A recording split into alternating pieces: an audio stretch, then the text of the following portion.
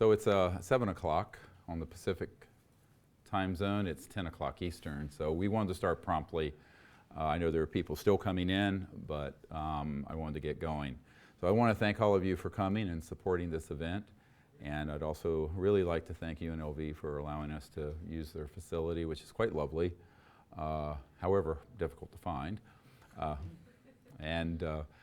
want to thank the folks who have been here volunteering, Linda and An and Ricky and all the people who are, all these events that we do are put on with volunteers. So it's a labor of love for everyone. I'd like to thank them for their help. They've been helping me all weekend. This presentation is a follow-on to what I presented about a year ago in Washington on the deep national security state and the UFO and extraterrestrial issue. How many people saw that? And I'm just curious. So it's a good thing to look at. You may want to see it again in light of what I'm going to be sharing tonight. And what I want to share tonight is personally very difficult. And the reason it is that this issue and this presentation will be the most difficult one I've done in 26 years. It will be very controversial. It's, as a trauma doctor, an emergency doctor, I tell people I'm accustomed to giving folks bad news. So this is very, very bad news.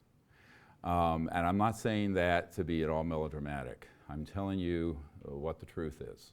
And the only reason I'm doing this is that there have been information coming in, pinging my system, indicating that we're getting closer to the hoaxing of events to stampede the world into something that would make 9/11 look like a picnic. And there are a number of signs that have been mounting on this issue over the last 6 to 9 months. And I'm gravely concerned about it. So for that reason, without being able to say that anything is imminent, my philosophy has always been an ounce of prevention is worth a pound of cure. And in this case, it's an ounce of prevention is worth several billion planets worth of cure in terms of mass. Because if we can do what we should tonight and get the word out about this to the President-elect, to the incoming Director of Central Intelligence, to people in the Kremlin who are watching, to people all over the world, there's a chance we can avoid what I'm going to be discussing. So it's a bit like if you were to tell someone they have some signs for a massive heart attack, all right? And it's imminent. And you can do some things right now, prevent it. You can ignore it and have a code blue where the heart stops and you have to be resuscitated. My goal here, using that medical analogy a little further, is to avoid the attack. And in this case, it would not be a medical emergency. It would be a national security and global emergency orchestrated by people who have been planning this since the 1950s. So what I'm going to be discussing is what in the parlance of the Pentagon, CIA, counterintelligence programs is known as a false INW, or a deceptive INW, or indication and warning. And some years ago, I had a meeting, and it's pop culture, we call it false flag. Some years ago, I had a meeting with the head of the Defense Intelligence Agency and General Patrick Hughes, and the focus of that briefing, which was quite extensive, was to give him information so that he would not be deceived in the event of a false or deceptive INW, indication and warning, dealing with the UFO and ET issue. As it turned out, the general had no knowledge of either the UFO issue, the extraterrestrial issue, or the fact that there was already afoot, planned since the 1950s, a program, a longitudinal, long-term, multi-generational program to hoax a threat from outer space when there was none, or is none. This was something that the general was very concerned about, because prior to the meeting I had sent a briefing through courier to the general. He's a 3-star. And he was unaware of any of these issues. And he sort of mirrored what he said, almost word for word, what the first director of the CIA that I briefed in 1993 said, and that is, I have made inquiries into this issue, but I have been provided no information. And at that point, he goes over to a bookshelf in the meeting room for the general, which is in the E ring of the Pentagon, picks up a doll, a little E.T. doll, looks like one of those little things you get at a toy store, and he held it up, and he was, with great anger, said, "This is all I have gotten for my inquiries on the UFO issue." And it was, of course, people making fun of him. And I said, yes, that's typical. However, there are people on your senior staff who are permanently assigned to this directorate, to being the director of the Defense Intelligence Agency, whereas the director rotates, just like the CIA director rotates. And they know about it, but they're not telling you because they want to keep you in the dark. At that instant, a full bird colonel who was at the briefing stiffened visibly and became quite agitated, but remained silent. And my military advisor and I afterwards compared notes and said, that man is the gatekeeper, deceiving the director of the Defense Intelligence Agency. Now that little vignette multiplied all throughout the dysfunction of governments around the world. And so you have people who often, you would think, who would have knowledge of these issues. And it turns out they do not. And then there are other people who should have nothing to do with something this sensitive, who are running the projects outside constitutional oversight of the President, the Congress, and their appointees, and of we, the people, most importantly.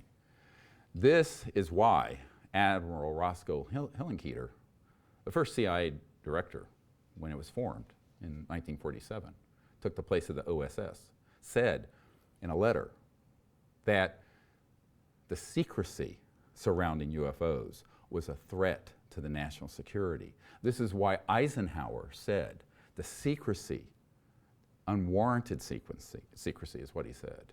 It could be a threat to our democracy and our way of life. And they were referring to this dynamic. So what we have to do as the people, and I'm a citizen, I mean, contrary to rumors, I don't do anything except pro bono free briefings for people in government when they ask me because they found out, oops, this stuff is true, who can I go to and find out what's really going on? And I'll be called into a briefing.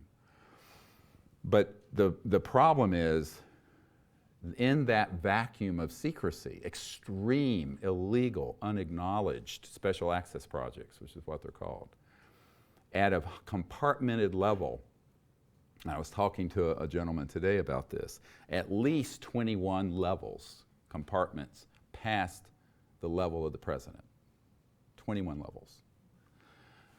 That you have a permanent infrastructure that has evolved or spun off from the legitimate government, but that is embedded within the corporate sector, the intelligence community, and the military sector, that is run amok viciously of our liberties and our freedoms, and have therefore been given no oversight or restraints so that they could set up a dynamic where they could hoax an alien attack on planet Earth.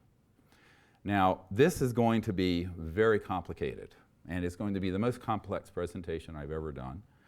It's going to be intellectually dense, so we will take a break at the 2-hour point, stretch our legs, come back for some question and answers, because it's going to be heavy stuff. Now, I want to be really clear that when this I'm sharing is, I would not do it if I didn't think it could be avoided. I would just keep my mouth shut and retire. I think we can avert this. I think that we can avoid the heart attack, as it were, using the analogy I used earlier. And that's why I'm standing here before you. Otherwise, I would have given up on this in 1994 when I first learned of all of these issues. So in 1994, by that date, I had learned that there was a sub-rosa, deep national security state operation that had completely gotten out of control so badly that when I brought this up to the general who was in charge of the Defense Intelligence Agency, General Patrick Hughes, he said, yes, my father in the 60s knew of such a thing that had happened. We all thought he was a kook. We didn't believe him. He says, it wasn't until I got into this command as head of the Defense Intelligence Agency, which is almost as big as the CIA, maybe bigger. That's the Pentagon shop for intelligence versus CIA civilian. And he said to me that, that his father eventually committed suicide over this issue. So, very heavy. I mean, this is 10 minutes into the briefing. This 3-star general sharing this intimate and devastating fact. And I said, well, I can understand that. You know, I mean, a lot of people have. So I said, but we can't, and he said to me, he says, how have you stayed in this game? I said, I put my vision on the far horizon. And the far horizon is that we're going to make it through this in fits and starts, and we're going to have a new civilization begin on this planet, the hallmark of which is a peaceful planet on Earth, living peacefully with these other planets. Now, to get from where we are now, which is that criticality, we would call it medically, to get from criticality now to that point is going to be a very heavy lift. But he said to me, he said, well, I'm glad you have that hope because otherwise I don't know how you haven't eaten your gun. That's what he said. I said, well, it's not my style anyway. But I said, but the point is that there's no point in despairing because what I have seen, and this is the part of me that's sort of the spirit warrior and my lucid dreams of the future, is a future where these issues have resolved. We have a peaceful civilization here. There's free energy running the planet. There's anti-gravity systems, so we move above the surface and don't need surface roads. Poverty is ended. There is complete economic and social justice in the world and a sustainable, clean planet that becomes a level 1, as 𝗦𝗁𝗂𝗃 would say, planet that can go forward and go into space peacefully. That's what I see happening. And within my lifetime, and I'm kind of an old guy now, so when I started this project, I was 34, and I'm 61. So I point out to people, this has been a 26, 27-year period of work, and it pulled me out of my work as an emergency doctor because I realized that we were in a global emergency. And that's why I left medicine.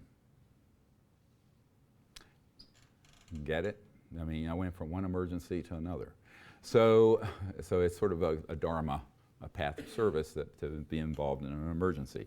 So, but the cosmic false flag that I want to talk about is the crown jewel of the secrecy that was hatched in the 50s that led to Eisenhower losing control of these programs. And no president since that time has had full operational access control. They've had knowledge, but not control over these rogue elements. So now we're 60 years into a period where these operations have run amok, so much so that it has become an existential threat to life on Earth. And this is something we have to understand what the modus operandi is. What are the means for achieving this goal? And I was asked today by a gentleman I was meeting with, he says, when do you think they might do this? I say they began in 1950 something. It's already happened. It's already happened. The false flag has already happened. Now, not the crescendo moment, not the final act, all right? But acts 1, 2, 3, 4, 5, 6, 7, 8, 9, whatever, have already transpired. What do I mean by that? What I mean is these operations figured out that the psychological warfare value of this subject was such that they could set up events that are completely hoaxed, beginning in the 50s and 60s, that would convince people that those events were of extraterrestrial origin, alien, when they were not. And so blur the lines between the actual ET activity and the human stagecraft, as it's called, that most people, including people at the White House, wouldn't know the difference. And I began speaking of this in the 90s. Those of you who are around, I see Ricky there and a few others who are around the 90s. I began speaking about this, and I would often say, is it real or is it Memorex? You know, the old commercial for Memorex tapes when there used to be tapes and not digital. And the problem is, who is doing a test, an assay, to see whether it's fool's gold or real gold? The problem is certainly not UFO subculture, and certainly not the media. No one in government I know, for the most part, has a clue. Even mid-level people, functionaries, within the Majority Intelligence Committee, MAGIC, M-A-J-I-C, that runs these operations, do not know about this. Okay, Majestic, it's MAGIC, M-A-J, okay, the Majority Intelligence Committee, M-A-J-I-C. That's on the NRO document. That's the first document that's in the brief that went to Obama via Podesta, the campaign chairman for Hillary, or the former presidential candidate, Hillary, and also to Mr. Trump this past summer. So we try to stay ahead of the curve, and we saw this coming. So one of the, we can talk about this later, that's conventional politics, boring, but important. But, all right, but you have to deal with it. Now, these false flag operations, and I do like the term deceptive indication and warning, very military, very precise. By the way, you mentioned that to anyone who's in counterintelligence and military intelligence, they're going to know what it means. Why? Because this is nothing new. Do you think this is the first time this has happened? You ever heard of something called the Vietnam War? How many people heard of Vietnam War? Well, I was talking to a college graduate not long ago who'd never heard of Watergate or President Nixon. So, all right, so there was something called the Vietnam War, and nobody reads anymore. And during that period, we were of course first we had some advisors in there. Kennedy wanted to pull us out, was assassinated. Johnson was reluctant to expand, and so they hoaxed an event or exaggerated an event called the Gulf of Tonkin incident. So get your history books open, but you can Google it. This is mainstream stuff, not conspiracy theory. And the Gulf of Tonkin, basically what we did, we hoaxed and exaggerated the attack on our ships in the Gulf of Tonkin, there near Vietnam, so that it would cause outrage in the public, outrage in Congress, and it stampeded President Johnson into vastly expanding our presence in Vietnam, which of course enriched, guess who?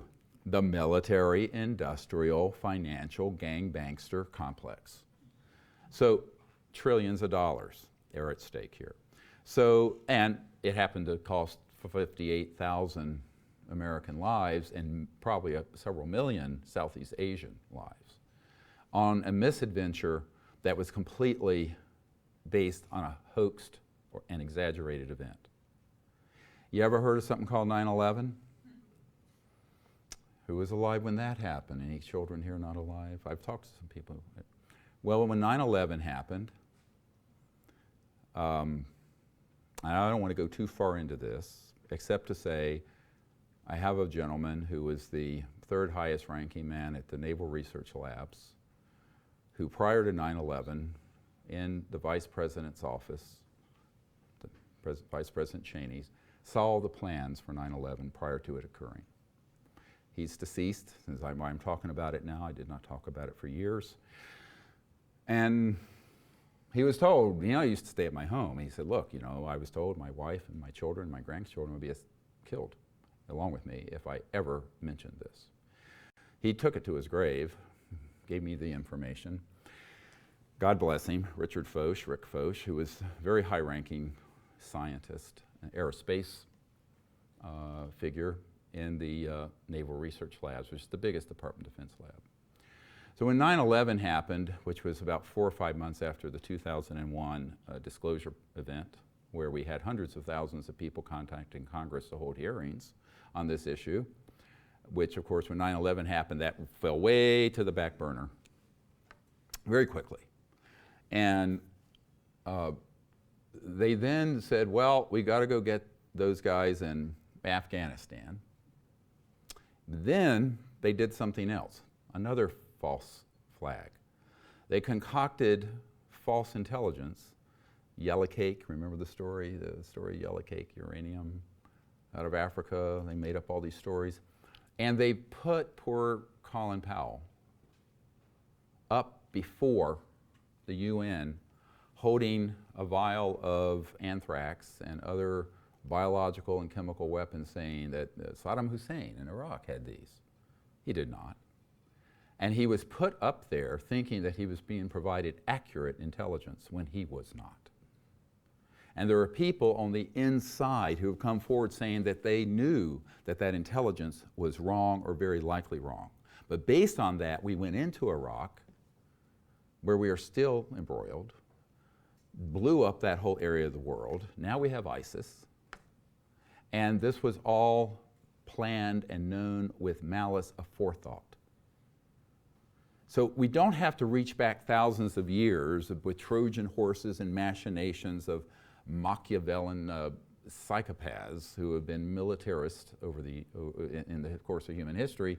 We only need gaze back from Vietnam to today to see the extent to which these false flag operations, hoaxed events, exaggerated threats can stampede a populace and the Congress and the presidency into very dangerous and bad decisions.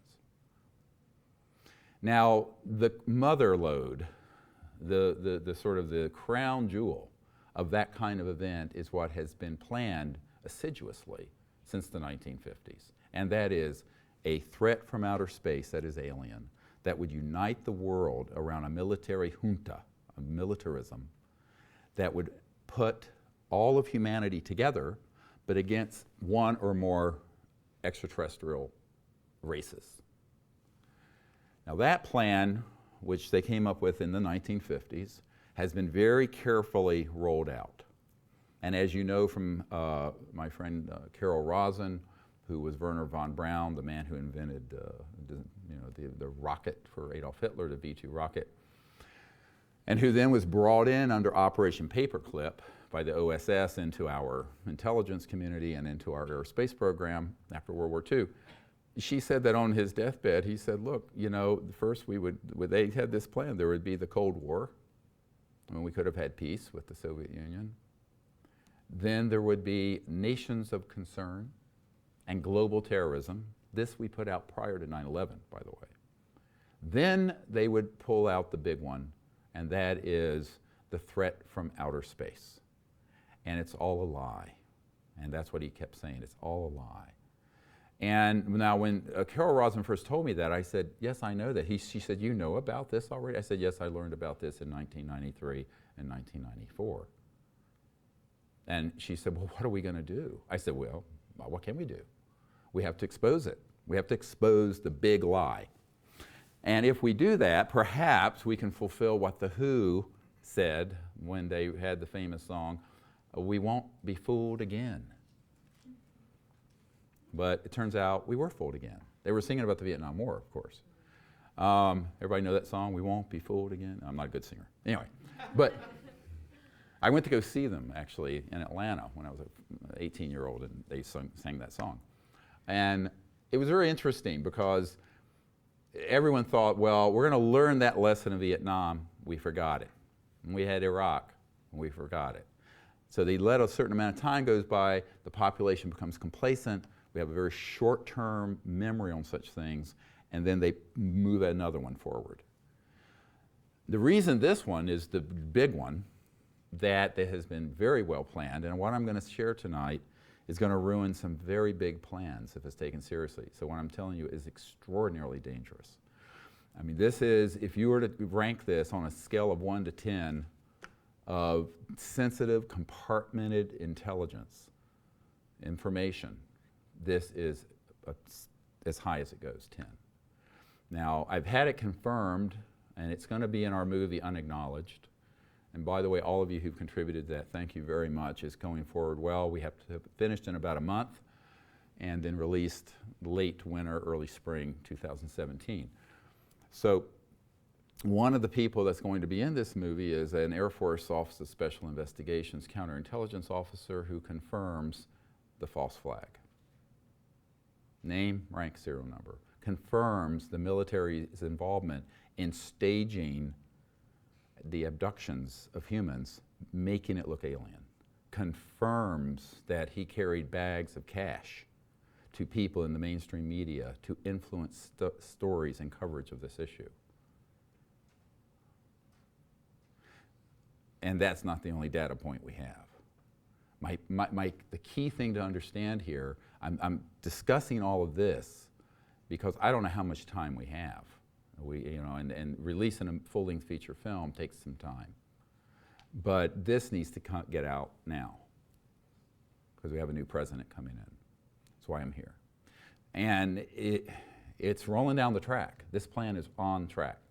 Now, when they began to discover, and I want to put this into 3 categories.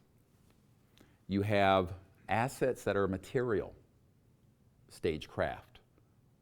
And let's call these advanced aircraft of man-made origin, all right? And I'm going to show you some tonight. And it will blow your mind, and it should. But things like this. Man-made, anti-gravity, going all the way back to the late 50s and 60s. Triangular, disc, boomerang, etc. I suspect one of the world's experts on that issue is in the audience today, and I want to acknowledge him, by the way, Michael Schratt, who spent decades studying this and has put together, by far, the most comprehensive dossier and research that I have ever seen on the issue, and that's why he's here in the audience. Thank you, Michael.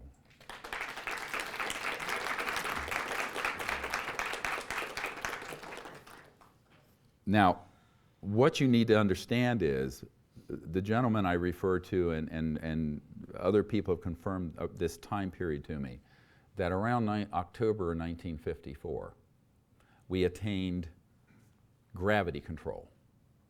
So gravity control meaning electromagnetic systems that affect an object so it becomes seemingly weightless, levitates, and corrects for gravity. Now, that research actually began with T. Townsend Brown and others in the 20s, if you look into this.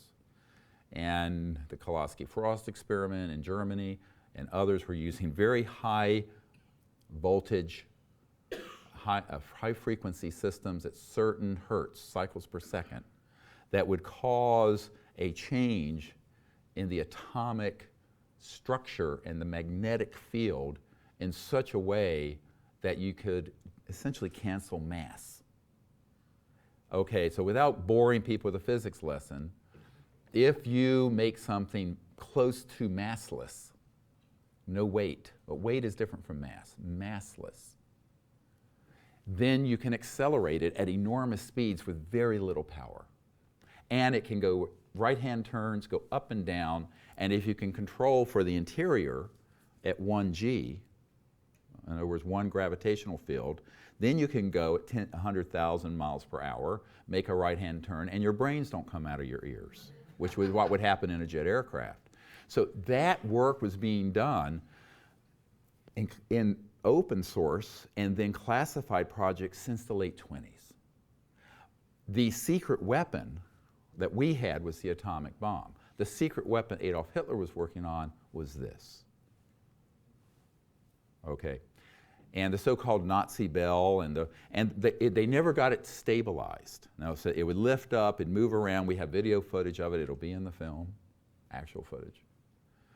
However, they never got it stable enough to do a lot with it. So Wernher von Braun, Hermann Oberth, and others who'd worked at Pinatubo and these other facilities for the Germans in World War II were brought into, instead of being executed, like many Nazis were, they were brought into our intelligence community, into our aerospace community. And some of them, unfortunately, took it over from inside. So in a sense, we're living through the Fourth Reich. We defeated World War II, was the Third Reich, Nazis, but they learned to, instead of clumsily stumbling around doing it that way, they went subterranean. So the globe today is a Fourth Reichian fascist order. Now, I say this with no pleasure, and I am not speaking hyperbole. And that is the problem. It's a very huge problem. And there are all kinds of actors and players that have glommed on to that agenda, a bizarre collection of people from different walks of life and different agendas. We'll get into this later. But the secrecy around this issue has only been partial. They have been wanting a certain acculturation around UFOs and ETs for the purpose of having the public think that it could be true, but they don't really know what it is. So right now, more than half the public, over this longitudinal, long-term psychological propaganda warfare program launched in the 50s, believe UFOs are real. They believe there's intelligent life in the universe. But that's about where the granular knowledge ends. There's not a lot of granular knowledge, detailed knowledge of what all this is. And the truth is that this area of anti-gravity, let's call it, for pop culture usage, EMGs, electromagnetic gravitics, gravity control, this became the focus of the aerospace industry and actually was reported open source in aerospace journals in the late 40s and early 50s, and then it went all black. This is a documented fact. Why did it go black? Because they finally figured out how to master it, and they didn't need to have more people joining in. So they wanted to close off that discussion. So in October 1954, gravity control was mastered, and we began to build various prototypes of what the public would call UFOs. And some were made to simulate the shape, appearance, and motion of an extraterrestrial vehicle. Because what better way to confuse people than to have something that looks almost the same? Is it gold? Is it fool's gold? Is it real? Is it Memorex? Get where I'm going here? This is how the spy masters operate. And luckily for them, and unfortunately for us, with the absence of the Fourth Estate and independent science and independent oversight from the public interest, the Commonwealth, they've been able to get away with enormous deception since the 50s. So I call those the assets that are material physical craft. Now that's one category. We'll return to this. There's another category, and this is more difficult to understand, and that is electromagnetic assets. And these include electromagnetic systems that could optically, like a very advanced hologram, simulate an event.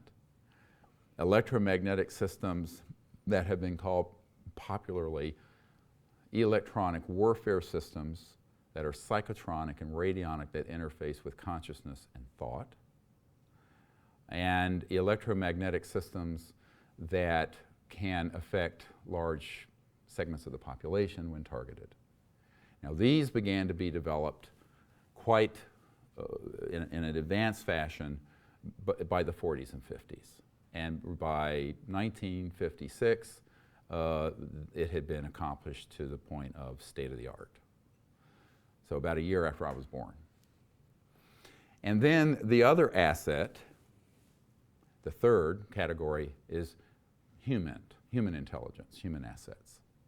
And these are folks who, some wittingly, some unwittingly, have been provided with a script and experiences that they honestly believe are real, but that have been programmed and are like very advanced consciousness holographic experiences. If you will, electronic hallucinations. And we'll get into this also. This gets into some issues that are going to make me very unpopular with some folks. I don't care. I mean, we don't have time for that. I don't care if you like me, love me, hate me. People got to know the truth on this. So I really don't. I'm not running for mayor of Crazy Town. I just want just want the truth out because we can't afford this childishness.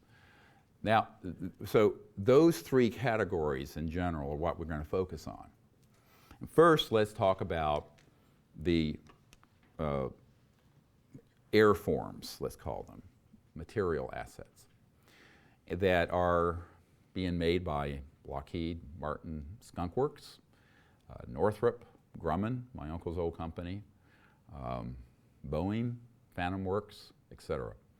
And I have many, many people who have worked in these aerospace programs, also at EG&G here. I mean, we're in Las Vegas, in the Nellis Range, so-called Area 51's up the road. It's an old facility, but we'll talk about which facilities are key. But those military and corporate contractors have always had compartmented operations dealing with this, going back to after World War II. Now, some of the material that was being done by the Nazis with the so-called 𝗕𝗙𝗋 that was anti-gravity, but it was not well controlled, and they hadn't developed it well by the end of the war. We detonated the first atomic bomb first. Began to get more and more perfected. And as I mentioned, by 1954, gravity control was attained. At that point, we had a race to see how we could, how many of these forms we could develop, and the research between the mid-40s and the mid-50s was augmented, assisted, or propelled forward by the reverse engineering and study in a separate compartment of so-called extraterrestrial material. I'm referring now to things that some of you have heard about, like certainly the Roswell crash, Kingman, Arizona event. There are others that have happened, and these objects, which were downed with electronic warfare systems, they didn't just fly in and crash in an electrical storm. That's a myth. You don't go through interstellar space and come into the atmosphere of Earth and oops, I can't navigate, and then just suddenly crash. And it happens to be right by the only atomic bomb squadron in the world in Roswell, New Mexico. That was the only 509th Bomber Squadron was the only place in the world at the time of that event. And the interstellar civilizations were worried about what is going on Earth, because when we detonated those bombs, it was picked up by them. And they came. And they're here. And they're worried. And they should be worried. So that's what opened up the modern era of UFO extraterrestrial activity. And this is why you need to call this what it is. There's two things here. The UFO is a sort of a general phrase. It just means an unidentified flying object. Well, it's unidentified only to people who are not informed.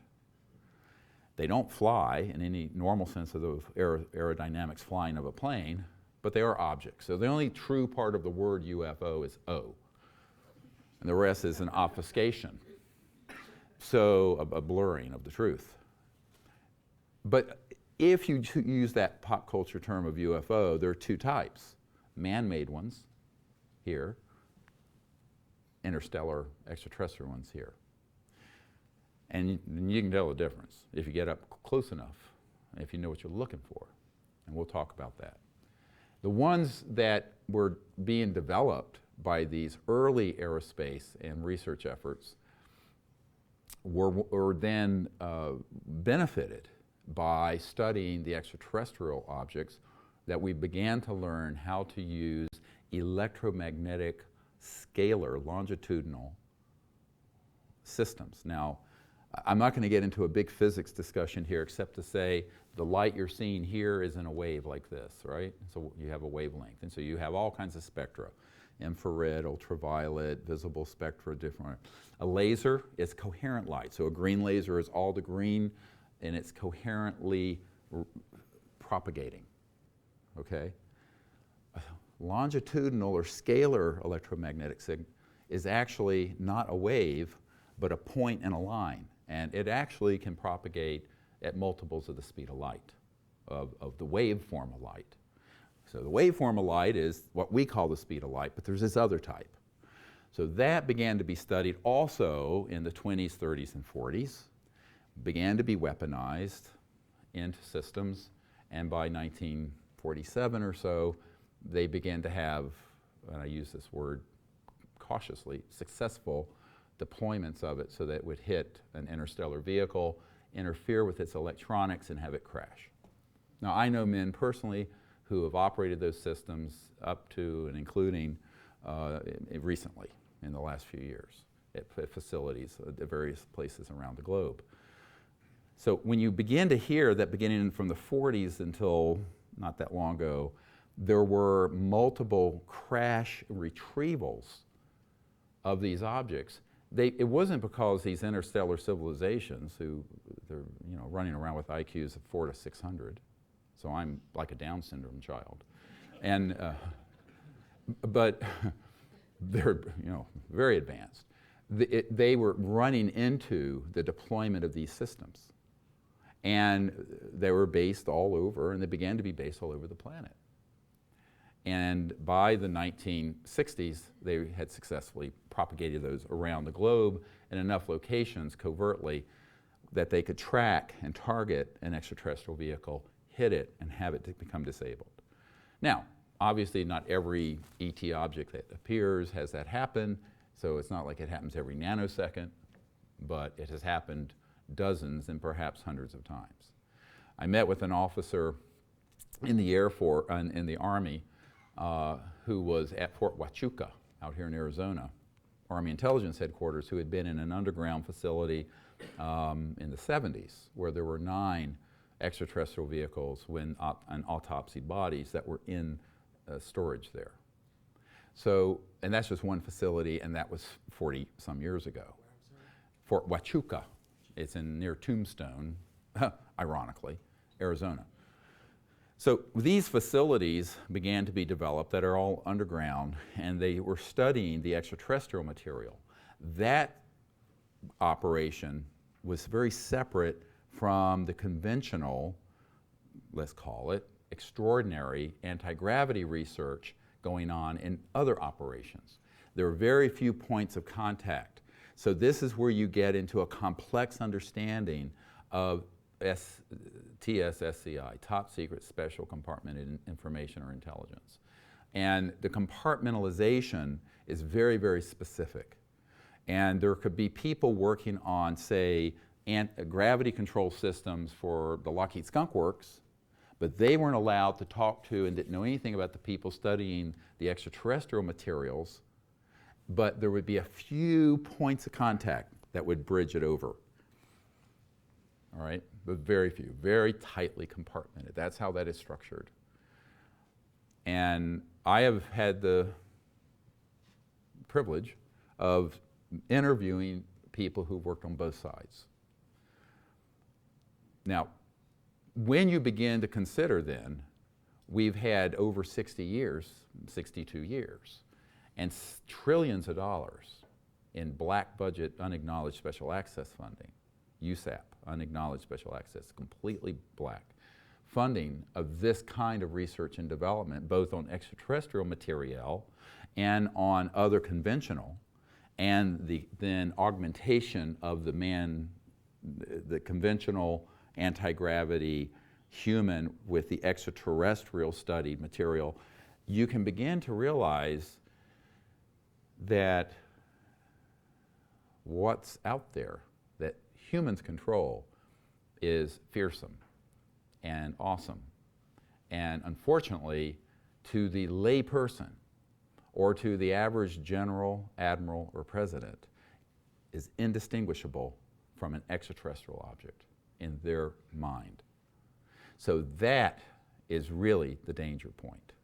That is where you have the risk of you being able to take these objects that are 100% man-made and, for example, this boomerang flying object seen through around the Hudson Valley, I believe this one, and the Hudson Valley events and the reported up and down, I think it was 88, something like that. And people got right up underneath it. Look what's underneath. Can you see that? Little tubes and structures and grids and what have you. That's not extraterrestrial. That's man-made. Probably out of the Boeing Phantom Works out of Seattle. And they were just seeing what the public would do. So people were stopped on the freeway reporting it. Tens of thousands of people saw these. Silent. A little bit of a humming sound, like a transformer. 100% man-made. 100% fooled everyone looking at it. Thought it was E.T. This is what I'm saying. The false flag's already happened. But they've been beta testing the system with these kinds of events.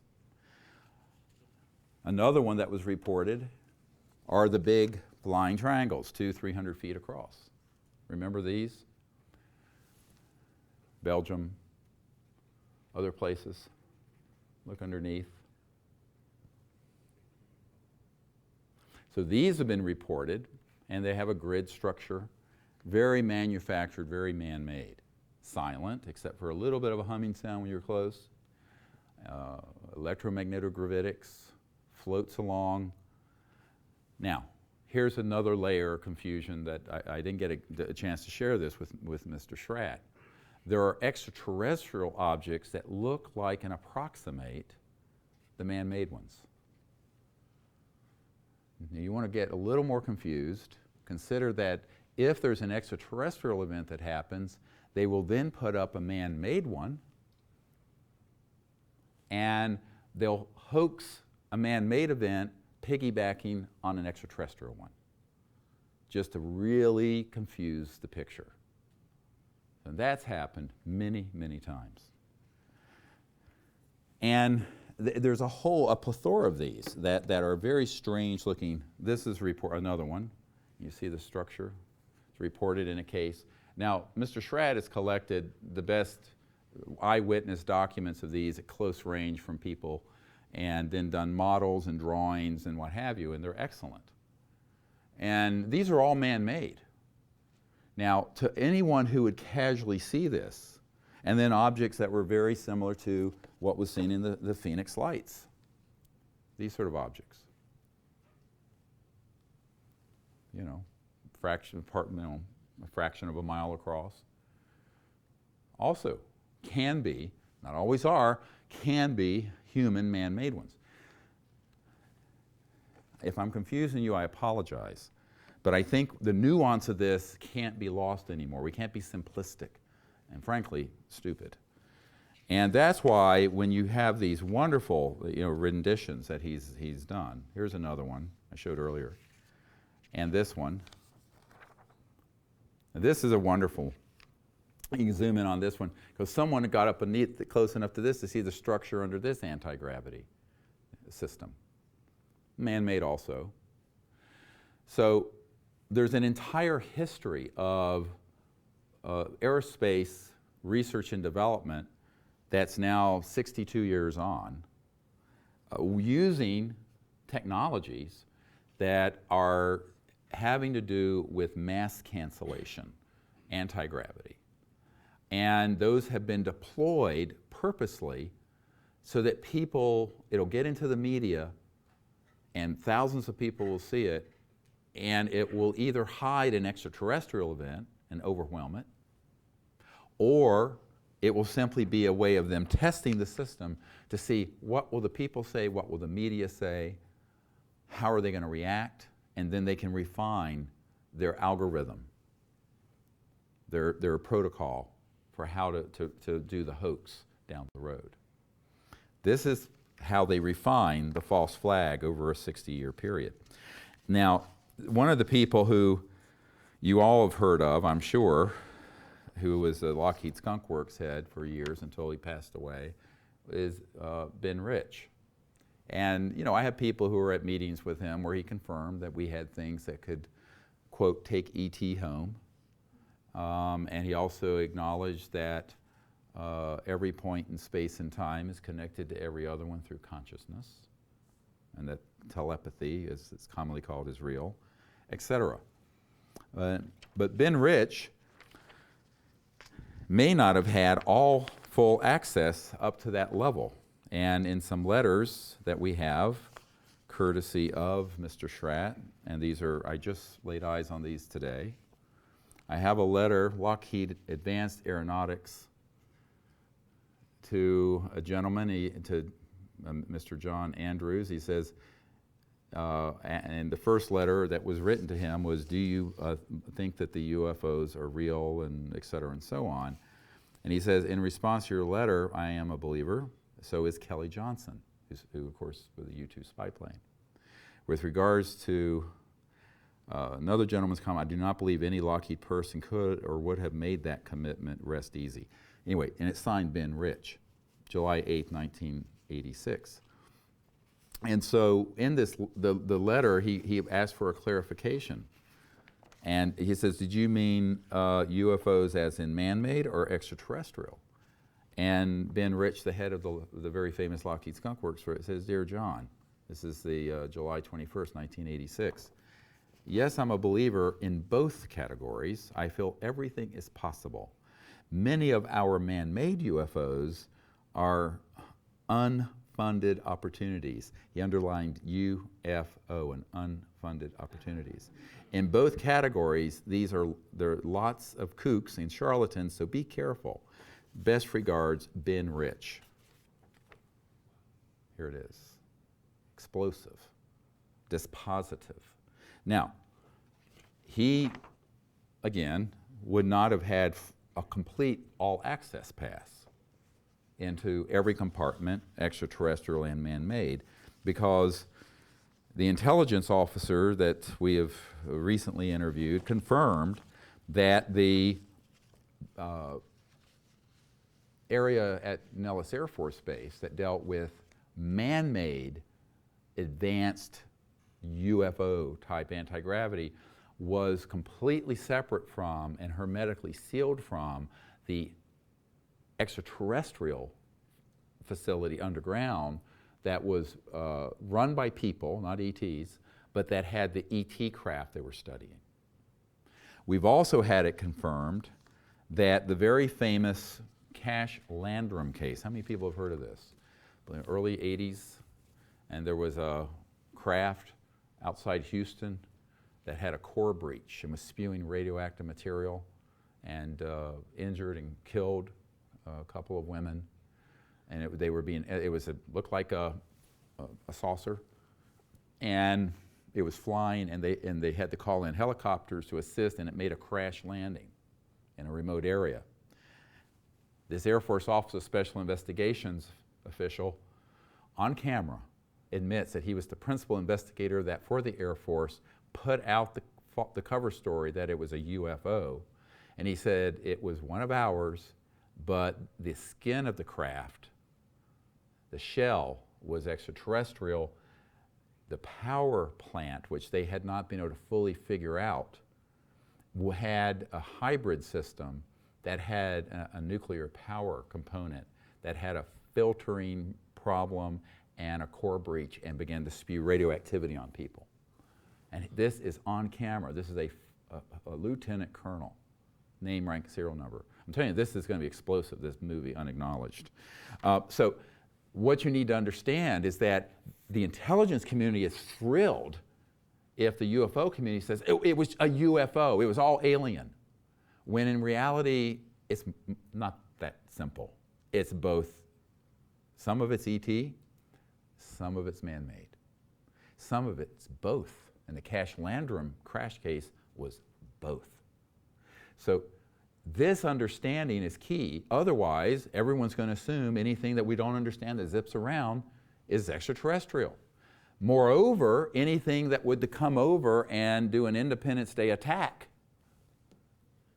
boom, is extraterrestrial, when it isn't.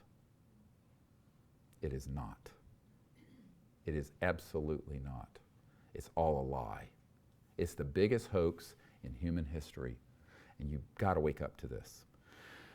So, and I think that one of the problems that we have is, and I remember in 1994, that time period, it was a devastating time for me. I was going to quit all this. It's too difficult. A man came to me and says, yes, you've discovered the truth. But guess what? No one's going to believe you. He says the truth is so much more bizarre than the lie that it hides itself. And he says for that reason, you will be discredited even though you're speaking the truth. He says, so just be prepared that if you talk about this, you will be discredited.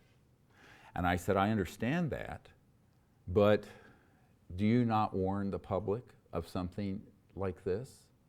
If we had known that we had hoaxed the Gulf of Tonkin, and could we have avoided Vietnam? If we had known about 9/11 in advance, or the hoaxing of the weapons of mass destruction materials about Iraq, could we have avoided that disaster? This is my dilemma. So, you know, if I speak the truth, I'm discredited and hated. If I don't speak the truth, I carry a heavy, heavy burden.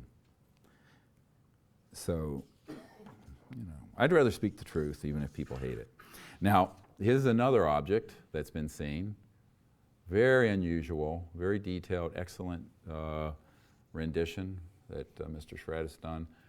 Man-made, very advanced. I suspect would deceive almost everyone who saw it. And this is the Hudson Valley boomerang shape, probably out of the Boeing Phantom Works. And tens of thousands of people saw this, by the way. The ones who were close enough to it could see actually the structure and the girds and the struts and the infrastructure of the craft. Well, interstellar vehicles don't have that. So here's a little tip. The ET objects are seamless, have no parts like that, and have a completely different quality to them because they are interstellar and transdimensional. Because they go beyond the speed of light and they are manufactured in a way that is completely different. So listen very carefully because I'm going to blow your minds, if I haven't already. And I know this is a lot of information in an hour. But listen carefully. Your life will depend on it. And those folks in Washington and Moscow listening, listen very carefully. Interstellar vehicles do not manufacture the way we do. So like if you're going to make one of these, you're going to dig up the materials, put it through a mold, rivet it together, have plates and struts and parts, right? But it's got a power plant on it that's electromagnetogravitic, mass cancellation, it floats, it's silent, looks and sounds like a UFO, and it could be a saucer, it could be any shape. They can make them in any shape. An interstellar vehicle is not manufactured that way. So I don't want to lose everyone with a lot of jargon here, but if you can for a moment, you've heard of 3D printing? Imagine if you did 3D printing, but from another dimension. Think about that for just a minute.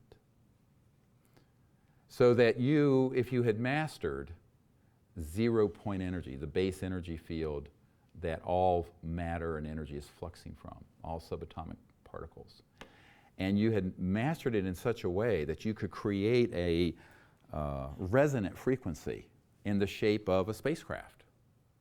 And it would then go from that fourth, fifth dimensional energy field into 3D as almost an extrusion mold. Does this make sense? And where it would materialize in that perfect form. It wasn't something that was put together by digging up those minerals, melting them, smelting them, and riveting them together. This is why they do not have those kind of moving parts and seams. They are seamless. Very important data point for those of you who will have a close encounter with a man-made object versus a close encounter with an extraterrestrial object. I'm trying to give you a little tutorial here. And I'll take it one step further. When they have retrieved extraterrestrial objects and they've done the assays, the metallurgical studies and atomic studies, the material is so pure that even in the vacuum of space, we could not create it with any known human technologies because it's being created transdimensionally using these sort of electronic fields that cause matter to be aggregated, if you will, out of thin air, out of space. Because everything, space is not empty. The majority of the cosmos, black energy, black, dark matter, et cetera, and so on, you can aggregate the subatomic, atomic, and molecular structure for any element, or any matter, or any complex molecule, and materialize it. Does this make sense? It is a known science in the very high end of the intelligence community. Now we're talking about something which the guys I know at the CIA call WSFM, weird science and frickin' magic. That is what they call it.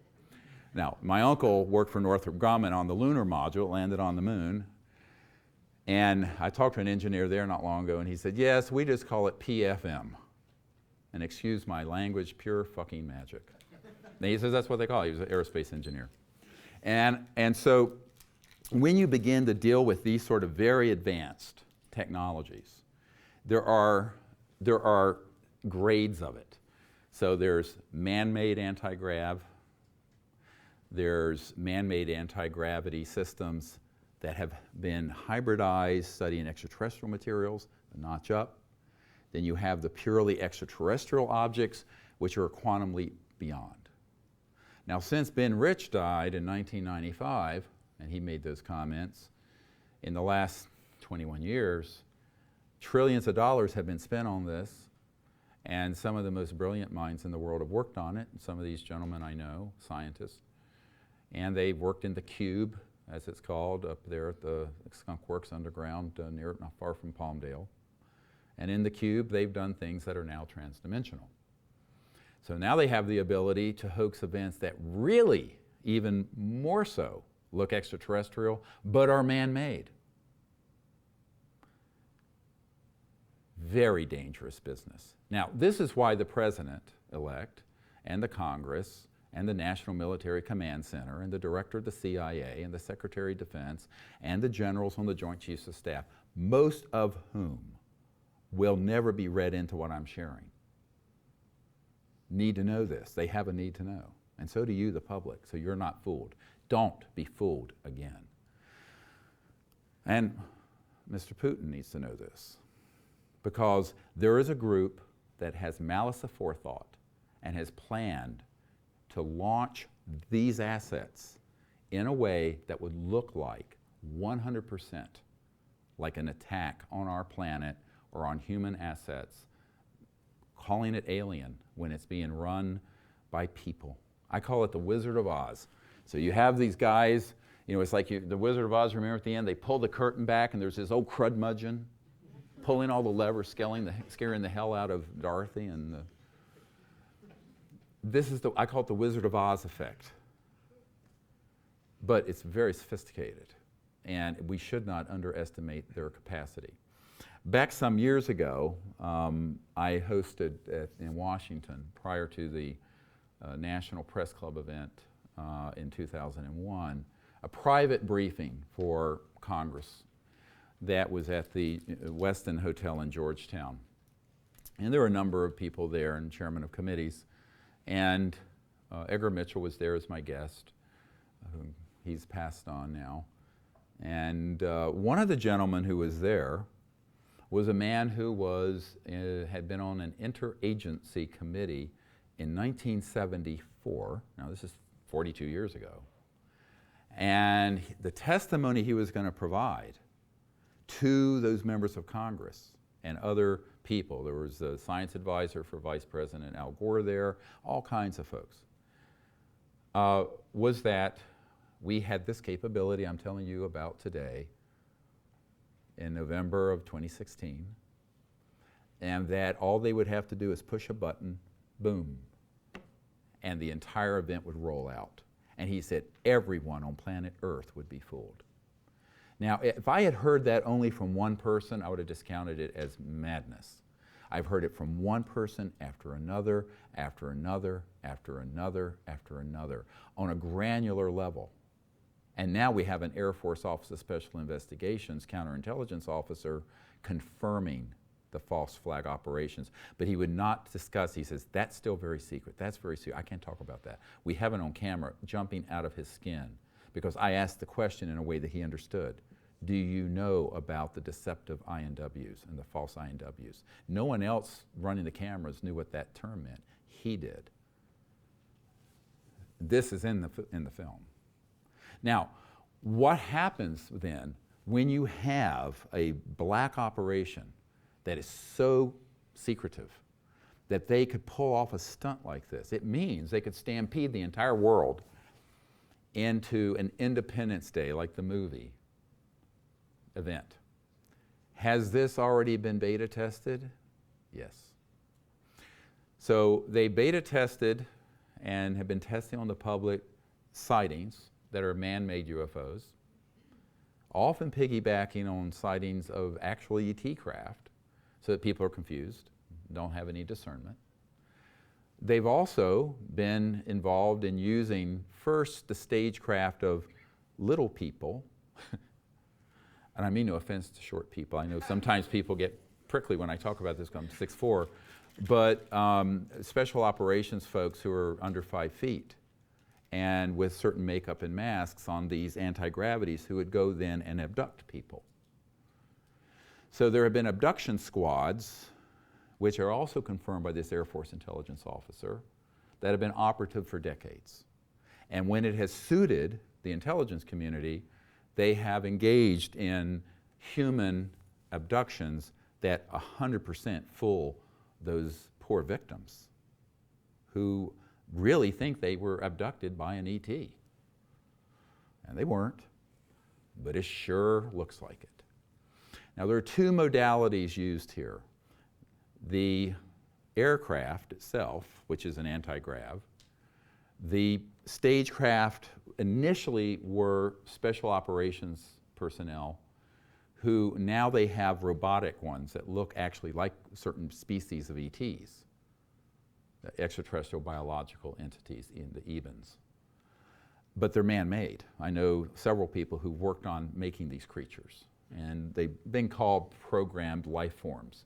But they have integrated circuits in their neural complex. They're 100% man-made. But they would fake, they would absolutely fool 99.999999 to out to 100 decimal points. Anyone in the public that it was extraterrestrial. Those are fully operational, have been for decades. The early ones were these more clumsy attempts. It's also done in association with electromagnetic weapon systems that alter awareness, can make you black out. And also certain chemicals, drugs, canisters that'll be thrown, and the person will then pass out, have no memory of what happened, and then awaken with this other event happen, having been abducted by an extraterrestrial. A lot of people have said, oh, Dr. Greer says no one's ever been abducted. I said, yeah, they have. and they attempted to abduct me out of my hotel room at the St. Moritz Hotel in July of 1994 when I met with Prince Hans-Adam von Liechtenstein. So I'm one of those victims. I know what they're capable of. The difference with me is that I knew what it was. Now this gets more complex. And we haven't scratched the surface. And I don't know how disturbed you are yet, but it's going to get worse. Take a deep breath. So in 1989, there was a guy named Mikhail Gorbachev, who was head of the Soviet Union. And then during that period of the Bush era, President Bush, George H.W. Bush, not W, but George H.W. Elder, who had been CIA director. And he was a mid-level person on this MAGIC committee, Majority Intelligence Committee, or Majestic. And he and Gorbachev and 𝗱𝗲𝗍𝗍, who is the Secretary General of the United Nations, and others were planning to disclose that we weren't alone in an event, a disclosure event. In November of 1989, 𝗱𝗍𝗍𝗍 was abducted out of his motorcade at about 3 a.m. in New York City by aliens. Now, I put in parentheses aliens, meaning human assets. And he was taken and on board this human-controlled abduction event and told that if he were to continue with that plan, that the aliens would abduct everyone involved, including the President of the United States. And Prince Hans-Adam von Liechtenstein told me this personally because he was personal friends with 𝗱𝗍𝗍𝗍, the UN Secretary General. And the Crown Prince of Liechtenstein said to me, this is why I don't believe you'll be successful at disclosing the extraterrestrial presence. And I just smiled and I said, well, I believe you have it backwards. And he did not know, this was in July of 1994, of the ability of the intelligence community to set up a hoax of someone like a world figure, political figure like the head of the United Nations. That actually happened. Now, because of that, Gorbachev, Bush Sr., the president, 𝗱𝗍𝗍𝗍, and others involved canceled the plans to let the public know we weren't alone, because they were concerned that, and I was told, and I'm quoting by Prince Hans von Liechtenstein, that this blew up like an atomic bomb in the Bush White House, and they said, we're staying out of this now. And ever since then, no one in that office has wanted to deal with this, because they don't know what's ET and now what's human. And the stagecraft and the ability to interfere with plans by people who are congressmen or UN secretary generals or presidents is so great that none of them want to risk that happening to them. Because in those elite circles, trust me, because I've been in meetings, those folks don't want that to happen to them.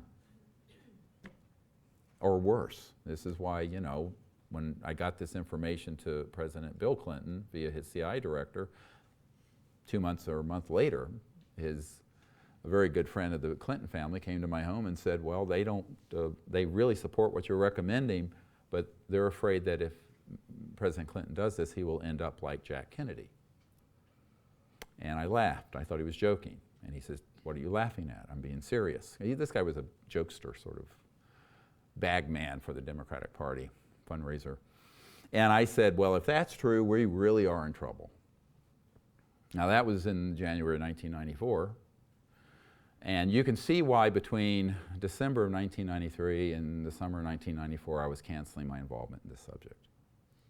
I had to be begged to stay in it, because this is very difficult. So this is how long I've known this. So I think that my problem, personally, I'm saying as a man, one fallible human, is who do I share this with, and when, and what detail? I'm only scratching the surface. And because of what has been happening with the WikiLeaks, with John Podesta's emails about UFOs, the New York Times reporting on Hillary's interest in it, which this was a red line subject, the mainstream media starting to report it, they are being unleashed. To me, there are signs out there that this false flag hoaxing of an attack on the planet is closer than it's been in 22 years that I've been involved.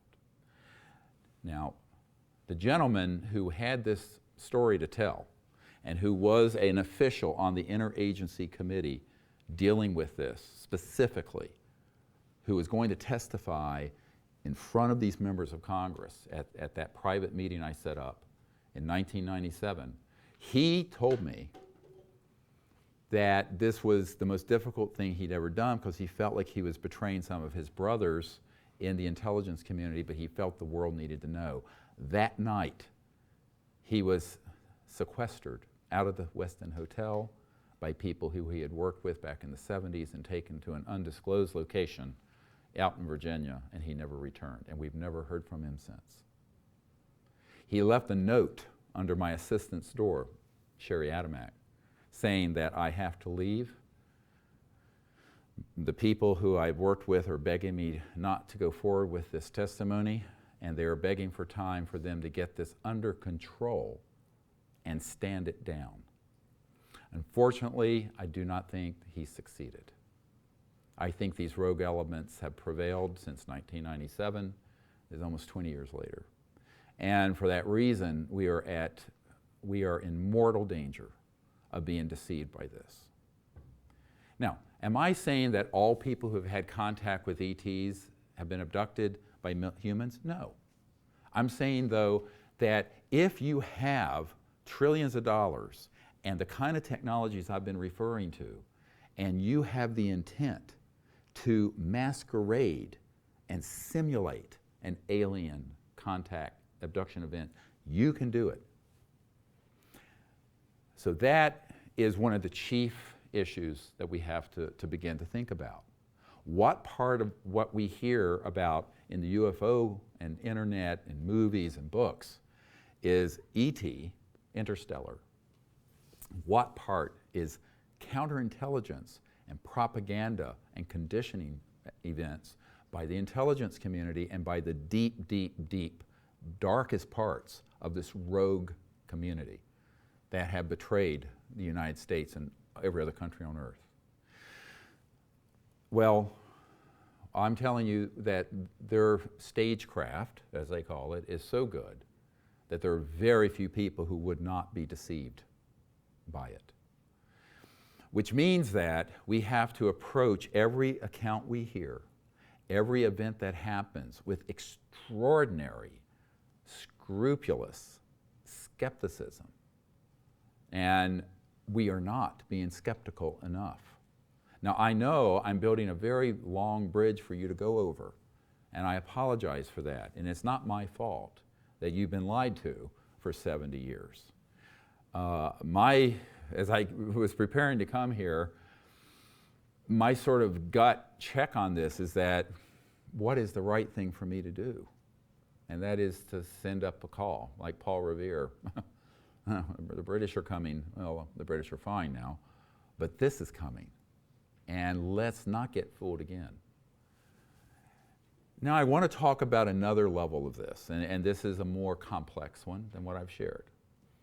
And that is the electromagnetic systems, human-controlled, that affect consciousness and the human experience.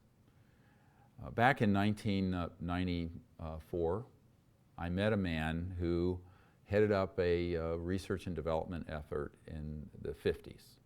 And he had developed an electronic system so that you could put on a headset and alter anyone, not a trained psychic, but anyone, so that they could remote view through consciousness the field of mind any place on Earth. He offered this system to me as the director of 𝗖𝗘𝗱, the Center for the Study of Extraterrestrial Intelligence, because our prime mission is to create a time of universal peace and open contact. And we use remote viewing, but we use the more innate capability, meditative faculties, as you probably know. And I said, no, I don't want that, because that's going to lend itself to being misused. And he says, you're very wise. It has been misused. So after he developed it, the CIA set up a front company, I believe he called it Alphametric Corporation, that bought this technology and then took it in subterranean and has been developing it ever since.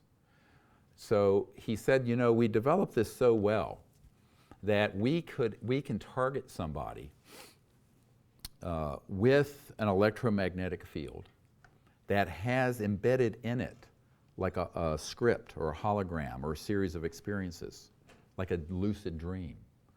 And that person will believe it's real, and it'll be indistinguishable from reality. And I am quoting now from this senior scientist. He said, it is so good that if we want you to have a personal conversation with your personal God, Jesus, Muhammad, Buddha, whoever it is, you'll have it, you will think it's real, and you will absolutely pass a lie detector test that it happened. That's how good it is. Now that was fully operational in 1956, 60 years ago. So now you combine that with the conventional stuff like 𝗬𝗃𝗱, everybody know the song, Muse, the rock group did a song called 𝗬𝗃𝗱. But the 𝗬𝗃𝗱 stands for mind control, K like German control. And it was acknowledged CIA program. It came out during the Senator Church hearings back some years ago in the 70s, I believe. And they were using, what they acknowledged through those hearings was they were using LSD and other things to do mind control. The part of it that did not get acknowledged in the church hearings on Capitol Hill is what I'm discussing now. That was kept secret. And that's the electromagnetic systems. Some people call these radionic and psychotronic systems that can affect consciousness. They can also affect biological systems. They can induce cancers. They can induce heart attacks. They can do a lot of nasty stuff with these weapons. And they have.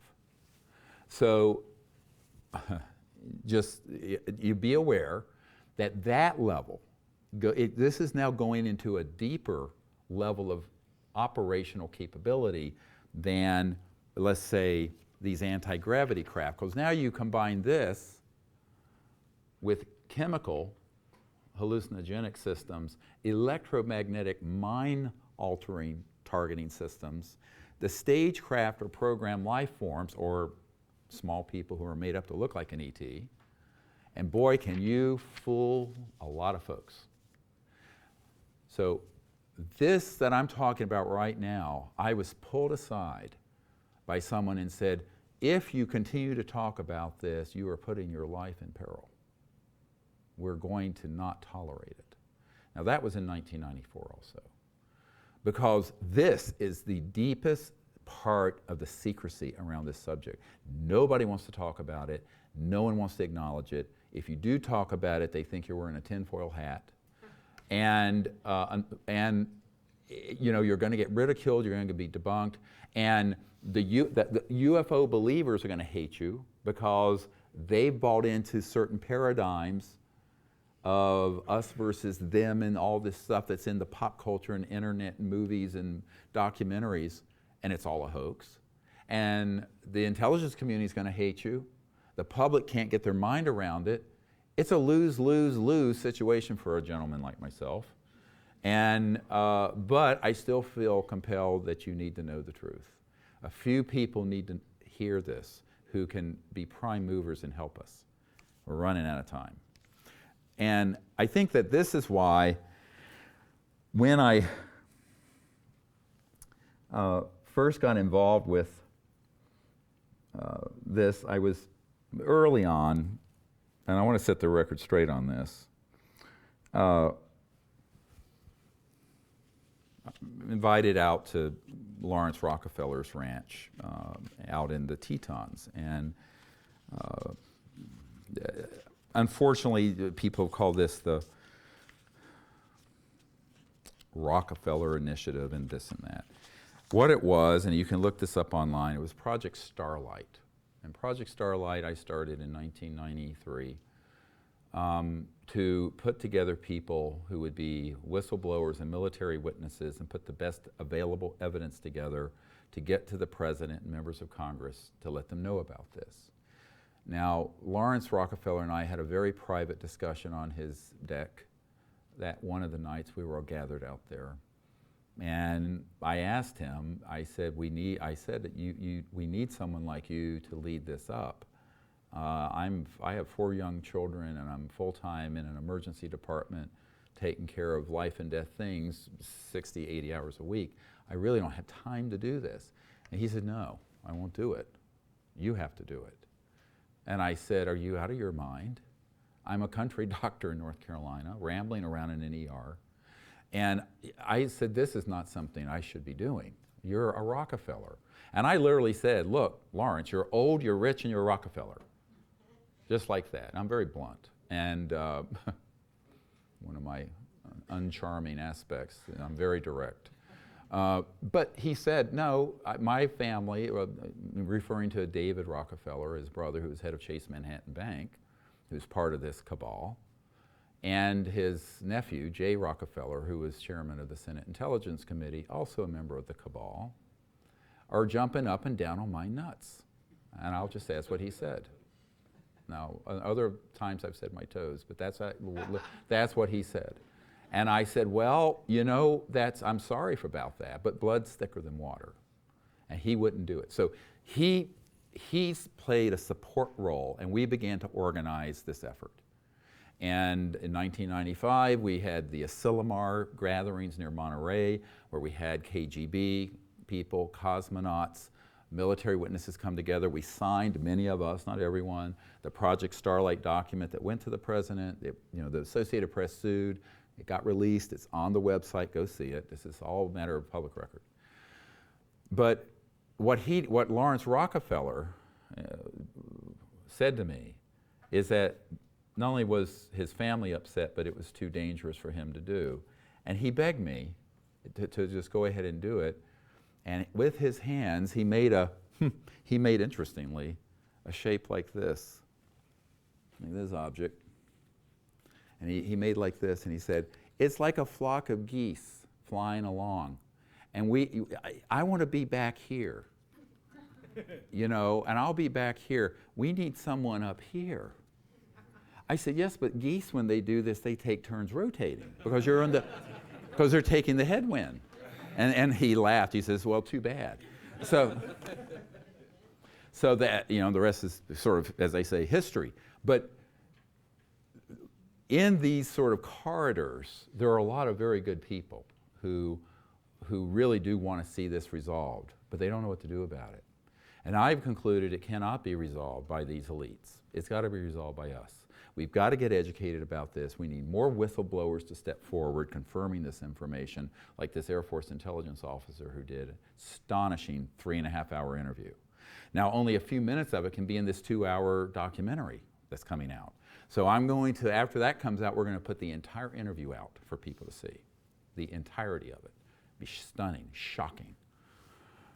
But at the same time, we need to understand that if we can put out a warning call, all of you listening, to our friends, our neighbors, we can perhaps avert this disaster. And because putting the sunshine on this and exposing it neutralizes the threat. There's no element of surprise if we come out with information, and more people do, like Mr. 𝗏 showing what these aircraft that men are making at the Skunk Works and at Northrop and at Boeing are, and what their capabilities are. But we also need more people like these whistleblowers. Now, there's a whole group of people. I'm not going to go through all this. I'm going to hold up a few of them who are part of a group who have been exposing the electronic warfare systems. You know, here we have an NSA veteran, Naval Academy graduate, a practicing physician who was targeted with these weapons, a whistleblower from DARPA, U.S. Army officer in physics, a whole group of people I have here who have come forward with these electromagnetic weapon systems and how innocent people have been victimized, targeted by them. And being one of those people, and I've been someone who has been targeted with these systems, I can tell you that if you know they exist, you won't be fooled by them. If you don't know they exist, you will. This is why, in the Vedas it says, knowledge is the greatest purifier. If we have knowledge, then we can discern. If we have no knowledge and no information and we're in the dark, we can be deceived. And this is also why Lieutenant Colonel Tom Bearden put out years ago this book called The Real Star Wars. And Tony Craddock, my friend, just released it. I wrote the foreword to it. I had a copy of it here somewhere. And it's about these electromagnetic, radionic, and psychotronic systems. And this was released in the 80s. It's a little monograph this big. And Lieutenant Colonel Bearden knew about this. And so he began to talk about it. Now, so he could talk about it and not get in trouble, he always referred to it as Soviet technology. That was just a ruse. He had to. He had to, because he had very top secret clearances. But this information's been out for decades, but it's sort of hidden in plain sight. What I want to do is connect these dots to folks so that you understand that, yes, there are extraterrestrial civilizations. They're very concerned with what's happening on this planet. And yes, there are humans that have these assets that mimic and have reached, and I'm going to use this word carefully, parity, near equivalence with what an appearance would be of an extraterrestrial vehicle, because they have become more and more and more refined over the decades, up to and including very powerful electromagnetic systems that are transdimensional, can materialize things, if you go to Dugway Proving Grounds near Salt Lake City, near Provo, there are things going on there that look 100% ET, but they're not extraterrestrial, they're alien. They're man-made. But it's incredibly well-defined, well-developed. With that knowledge, maybe we will have discernment. And with that knowledge and discernment, maybe we won't be fooled again. This is my hope and my prayer. And if we don't get discernment, we're going to be sitting ducks, much more so than we were on 9/11. And I think that this is why, in my opinion, we have all have the responsibility to share this seminar and this information with the public, with everyone we know, as far-fetched as it may seem. Now, one of the things that I've wondered in my own mind is to what extent there have been people who are embedded in our society, who have had these scripted experiences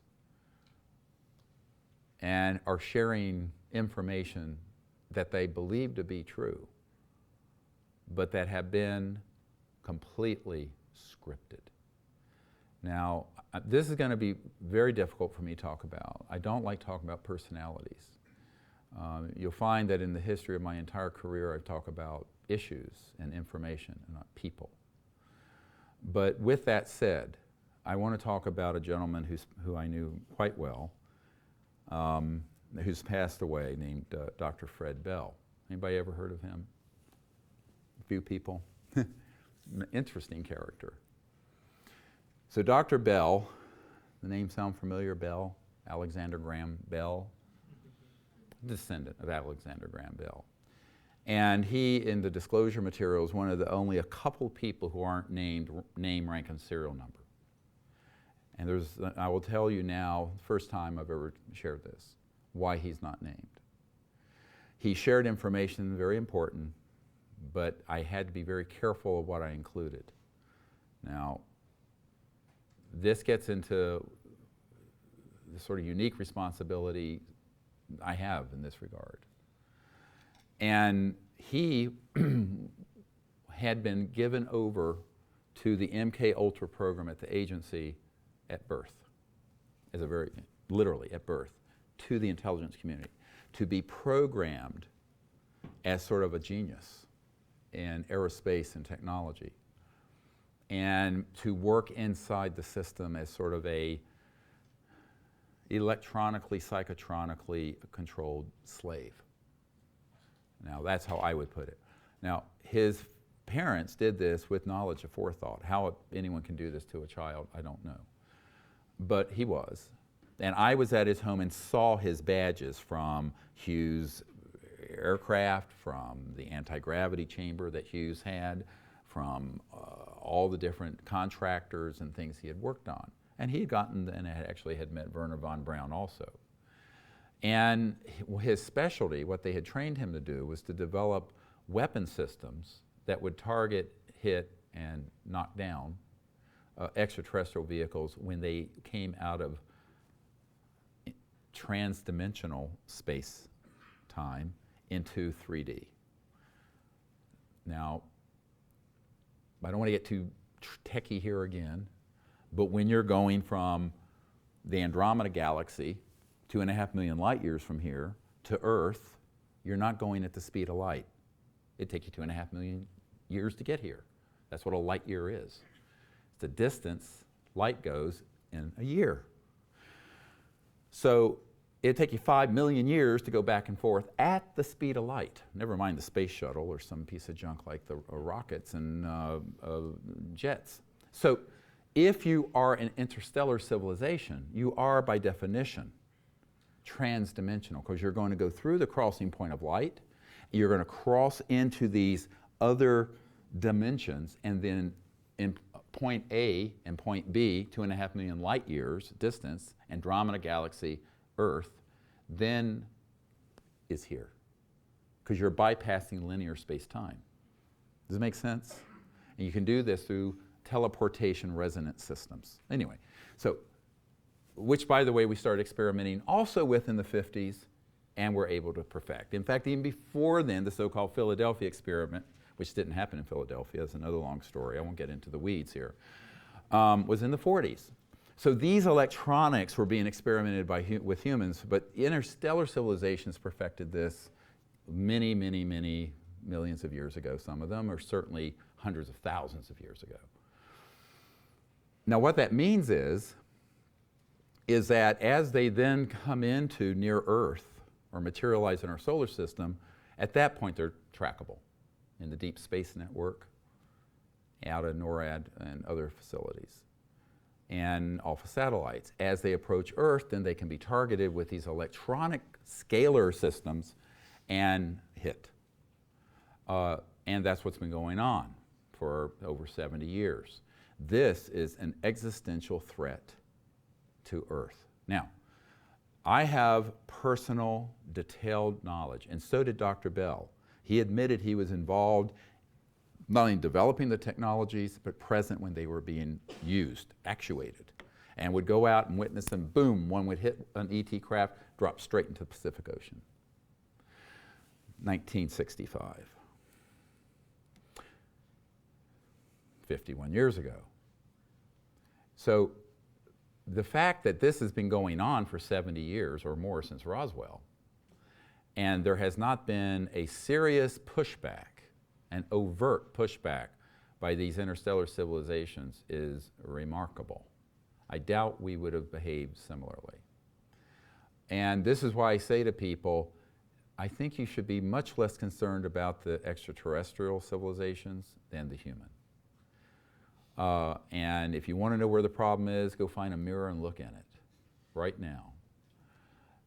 But Dr. Bell, when he was discussing this, also would then tell me about these electronic systems that he was put through in MK Ultra, where he had experiences that were trans-dimensional in consciousness, he thought were real, with beings and civilizations that were horrific, horrible. And that's how they taught him to hate the aliens. So whenever he would, that's how they got him to be enthusiastic about the science, because he had these experiences with these aliens. It was all a scripted psychotronic hologram. And he would then say, like Will Smith in Independence, "Let's go kick alien butt." And he'd go out there, and when they would hit one of these ET craft and it would fall down, he would just jump up and down with joy. "We killed another one of the bastards." And I'd sit in his home as he related these things and went, "Whoa, boy, this is very dangerous stuff." You're dealing with civilizations that have been visiting us on Earth for, dare I say, millions of years. Ancient aliens, anyone? But yes, I mean, we've never been alone. And suddenly we're doing atomic weapons and the nuclear weapons and these scalar weapons and all this other stuff.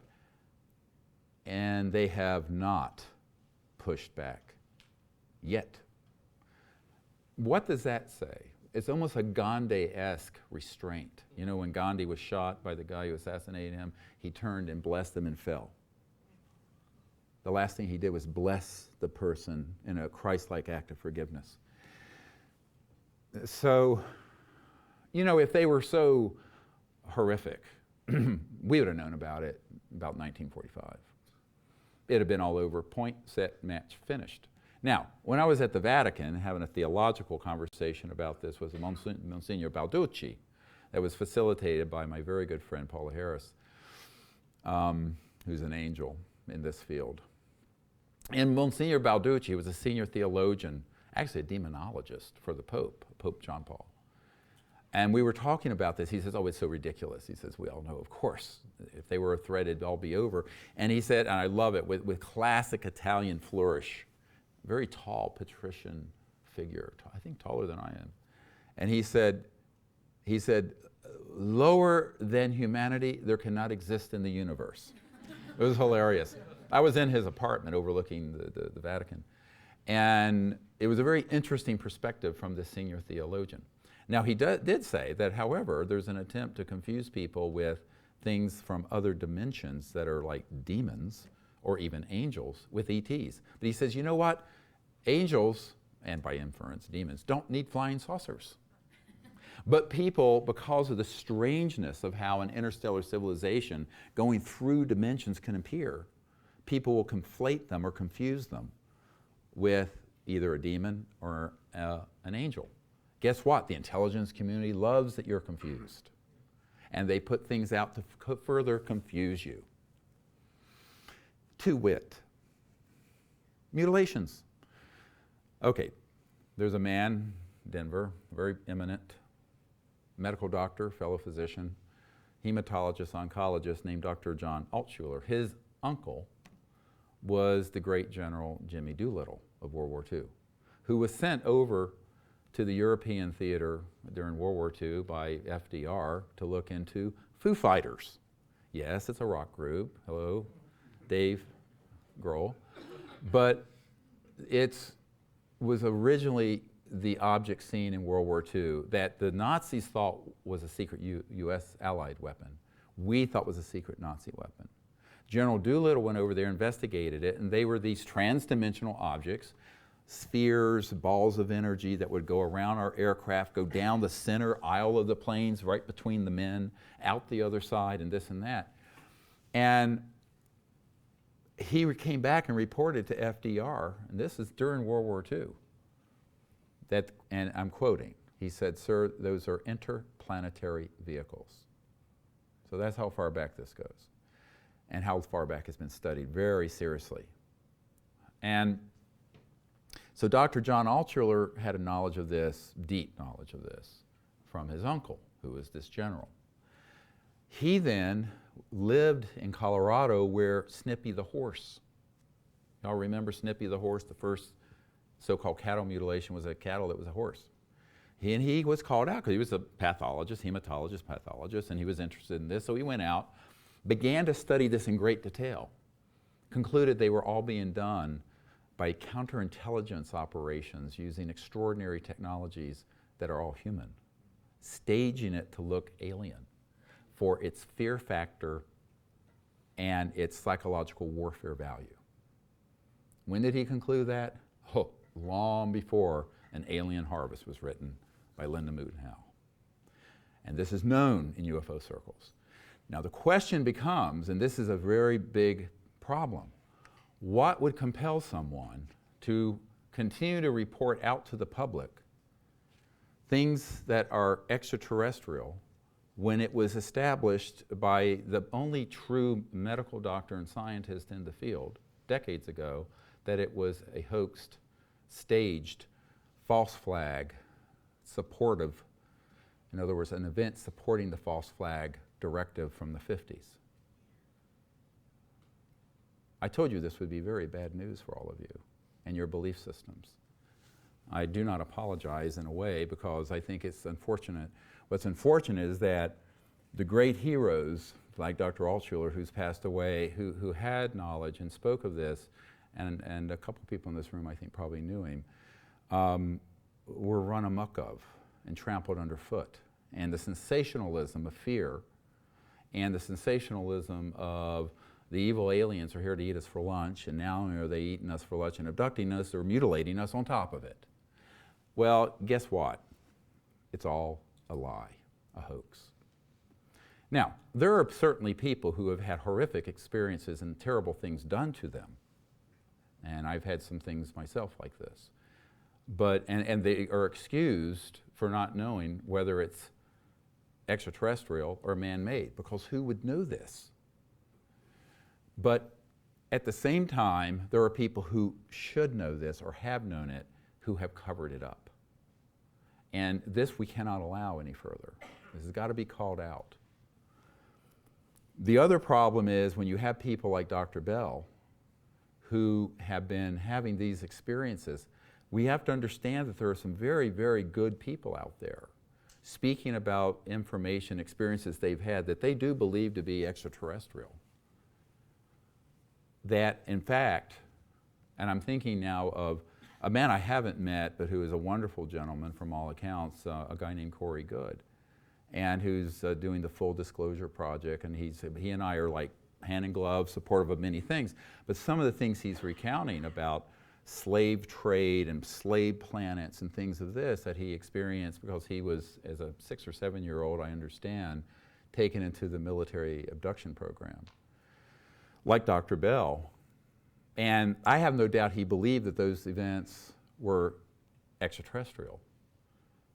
But I think that what I want people to understand is we have to be very careful about our assessment of what's out there in the universe based on people who have been in these programs who are, and I know that there was an executive at Gaia TV who was furious that I used this word, but who have been victims of this. And I don't think it's wrong to say if you're a 6 or 7 year old child and you're taken into a military abduction program and have stuff done to you, you've been a victim.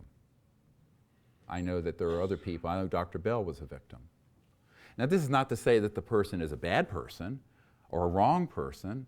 It's just to say that we have to look at what is being shared and understand that there could be information that is accurate, information that might have been scripted, information and experiences that have been had that have been programmable. So the holographic psychotronic systems that have been in existence since the 50s would allow for people, and have allowed for people, to have experiences that they 100% believe. Just as the man told me, people would believe that they were, if they had a conversation with their personal God, they'd pass a lie detector. They are sincere about what they're reporting. There is no, I'm not saying any deceit is in play.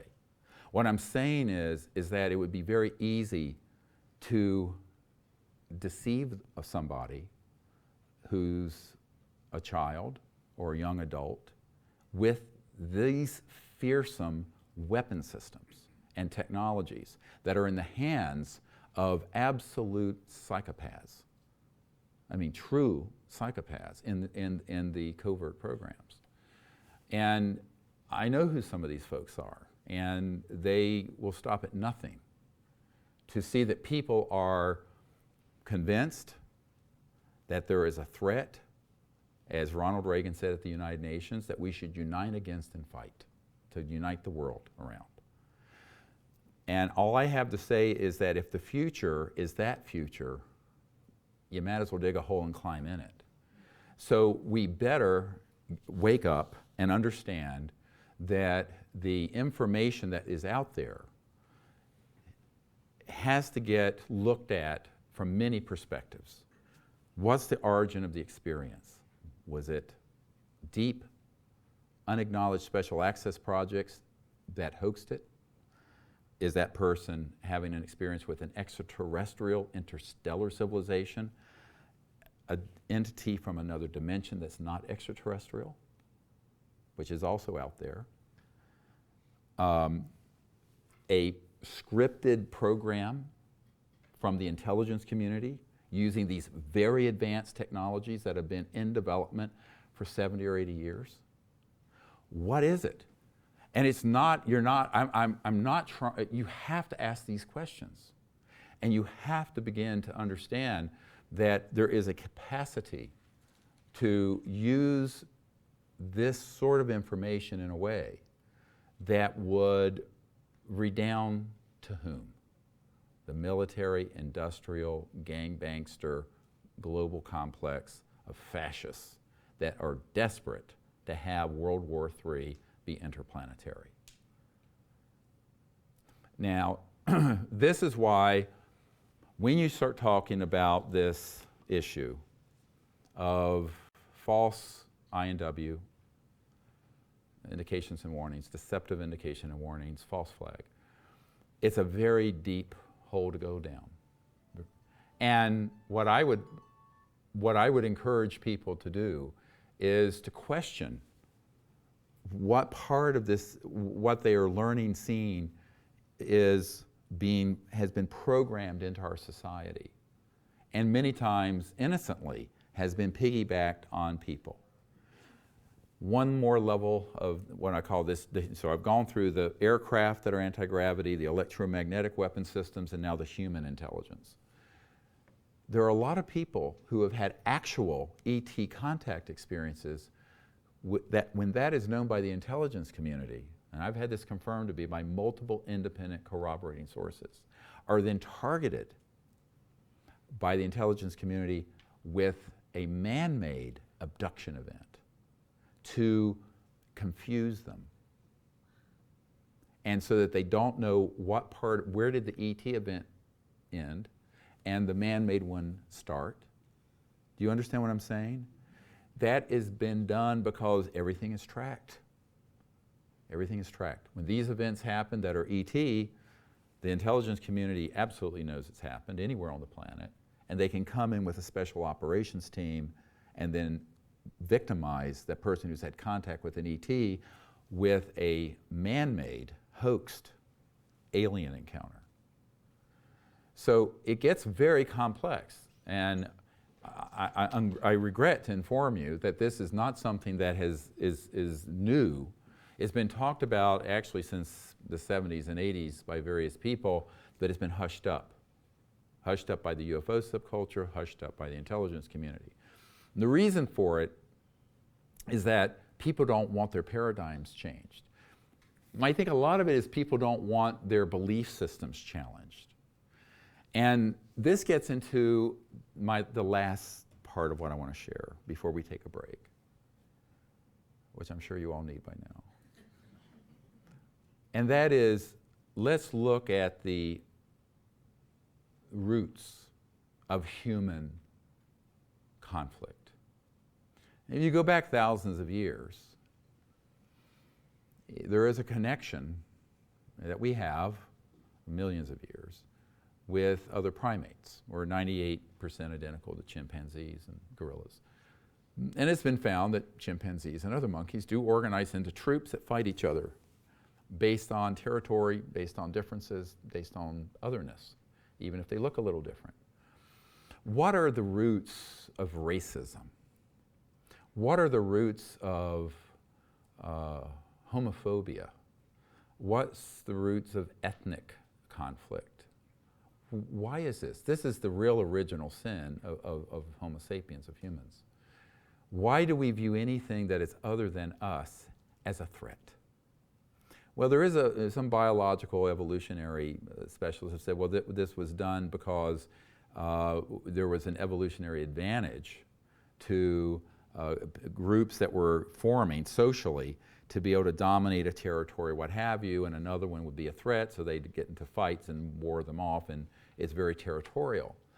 But now that we're in a civilization with thermonuclear weapons and anti-gravity and electromagnetic weapons and scalar weapons and all this, we have to have a spiritual awakening, in my opinion, where we realize that we can transcend all these isms. And I want to add another ism, alienism.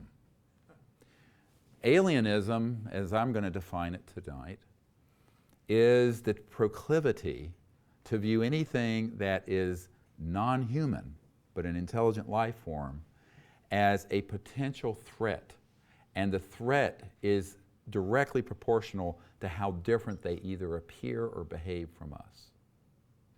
This is rooted in thousands of years of human experience, where one tribe would attack and rape another, one ethnicity, one religion. So whether it's homophobia, Islamophobia, religious, ethnic, racist tendencies, these have a root that go back thousands of years in human experience. And they have found that when you develop a behavior like that, epigenetically, it is passed on within a generation or two, not thousands of years. But it means, this is the good news, you can reverse it in a generation or two. We can reverse racism. We can reverse alienism. We can reverse all of these things that have divided us into warring factions. And guess what? We have to. It is a requirement of our survival. We can no longer live as a species that views anything that we don't understand or is different from us as a priori immediately a threat and get into a fight with them. Whether it is another race, another gender, another sexual orientation, another ethnicity, or another species from another planet. Because that only ends in destruction. Now, when we were just clubbing each over the head with, clubs and spears and stuff, or muskets even, it was one thing to behave this way. It was deleterious and appalling and savage. To do it with thermonuclear weapons and these other classified weapons, and then to start bamming around out in space with this consciousness of alienism and division, is fraught and very risky. So I would say that, we shall overcome this. We must overcome it. It is in our collective experience as humans, but we can also overcome it through the force of our intellect, through spiritual development, and through the realization that within the field of conscious intelligence, there's a singularity of mind, and that all life in the universe and all intelligent life is awake through that same spirit. Doesn't matter who they are, where they are. And if we view ourselves and these other civilizations with the understanding of what the conscious mind is as an omnipresent field that is non-local, that there is a singularity of consciousness in mind, as Erwin Schrödinger said, the total number of minds in the universe is one. This is the father of modern quantum physics. And we begin to experience that in our meditation, our prayers, and our spiritual consideration. And this is why I think the crisis we're in, as complex as all this is, I've tried to go through a quick trip in 2 hours. The solution is, well, not simplistic, simple. It is spiritual. It's a spiritual development, not necessarily religious. I mean, I sort of make a distinction. Sometimes there's an inverse relationship between religiosity and spirituality. That's Greer's theorem. But not to say that not all religious people are not spiritual, but I'm just saying that if you're a fanatic religiously, you tend to not be very spiritual. And it becomes divisive. I mean, how many wars are we fighting over religious differences, which when you boil it down is ridiculous. So I think that we have to go deeper than that. But if we're now having to deal with interstellar civilizations that are waiting for us to join the interstellar club and the interstellar society, which is what's been happening for many decades, we're going to have to find a solution to this thinking, this paradigm of division, of racism and alienism, that the intelligence community, the bad actors here, not the good guys, but the bad actors have been exploiting because they know there is a history of people hating and fearing and fighting anyone that is different from them, whether it's a different sexual orientation and bashing gay people, or a different race with slavery, or a different gender and the suppression of women, or a different religion, on and on and on. And they know that they can exploit that. And they have been exploiting it. And we have to stand up and wake up and say, no more. We won't be fooled again. It is time for us to say, we're going to start living differently. We're going to have a civilization that is peaceful, that has free zero-point energy, that is just, and that is living in complete peace with itself and with others. And we are not going to go into space with weapon systems. We are not going to go into space looking for another alienism, another group to fight. And that if someone tries to stage an event, we're all going to call it out as the hoax that it is, and not go along with that, what I'm calling scripted Armageddon. They would love to see a shutdown of our civilization and the extermination of about 5 billion people through a conflict that they will stage. And they will manufacture Armageddon. And that's the big, deep plan that has been in place since the 50s. Those people in the intelligence community who know of this, I can't even put in words the extent to which they are devastated when they learn of it. Because they know how these folks are utilizing religiosity, racism, alienism, division to keep the fire burning. But the big one is going to be the launch of a hoax attack on the planet that would look 100% like an extraterrestrial event, and it is not. Now, when you also consider, anyone see Michael Jackson a couple years ago after he died in that holographic dance? Cool, huh? That's a declassified technology. You want to guess what's in the classified systems? You want to guess? 1,000 times better than that Michael Jackson on the stage. That looked 100% like him actually dancing. So let's begin to expose the fraud. Let's begin to expose this, not for the sake of rabble-rousing, but to awaken people to the danger. And then let's say, what are we going to do next? Because if you, look, you cannot, it's axiomatic, you cannot prove a negative, right? You already know that you can't prove a negative. However, if there were civilizations out there that were a threat to Earth and humanity, I think we'd know it by now. Secondly, if they are out there and they're operating sub rosa in a nefarious way, what's the solution to that? Weapon systems? When you're dealing with civilizations that are trans-dimensional interstellar, where they have a weapon system that they could hit a planet with a energy field and turn it into a pink dust floating through space and destroy that entire sphere? That capability exists. No, that's not the answer. And Martin Luther King had it right, and Christ had it right, and Gandhi had it right. Those approaches are not the correct approach. So even if there was such an existential threat, it cannot be managed by warmongers and militarists and people with these other agendas. We need to put together what I called for years ago a council on interplanetary relations that is devoted to peace and space, to the wise elders and youngsters of the planet, to work on this issue and deal with it openly. And this is something that is of the greatest import and urgency of anything in our lives.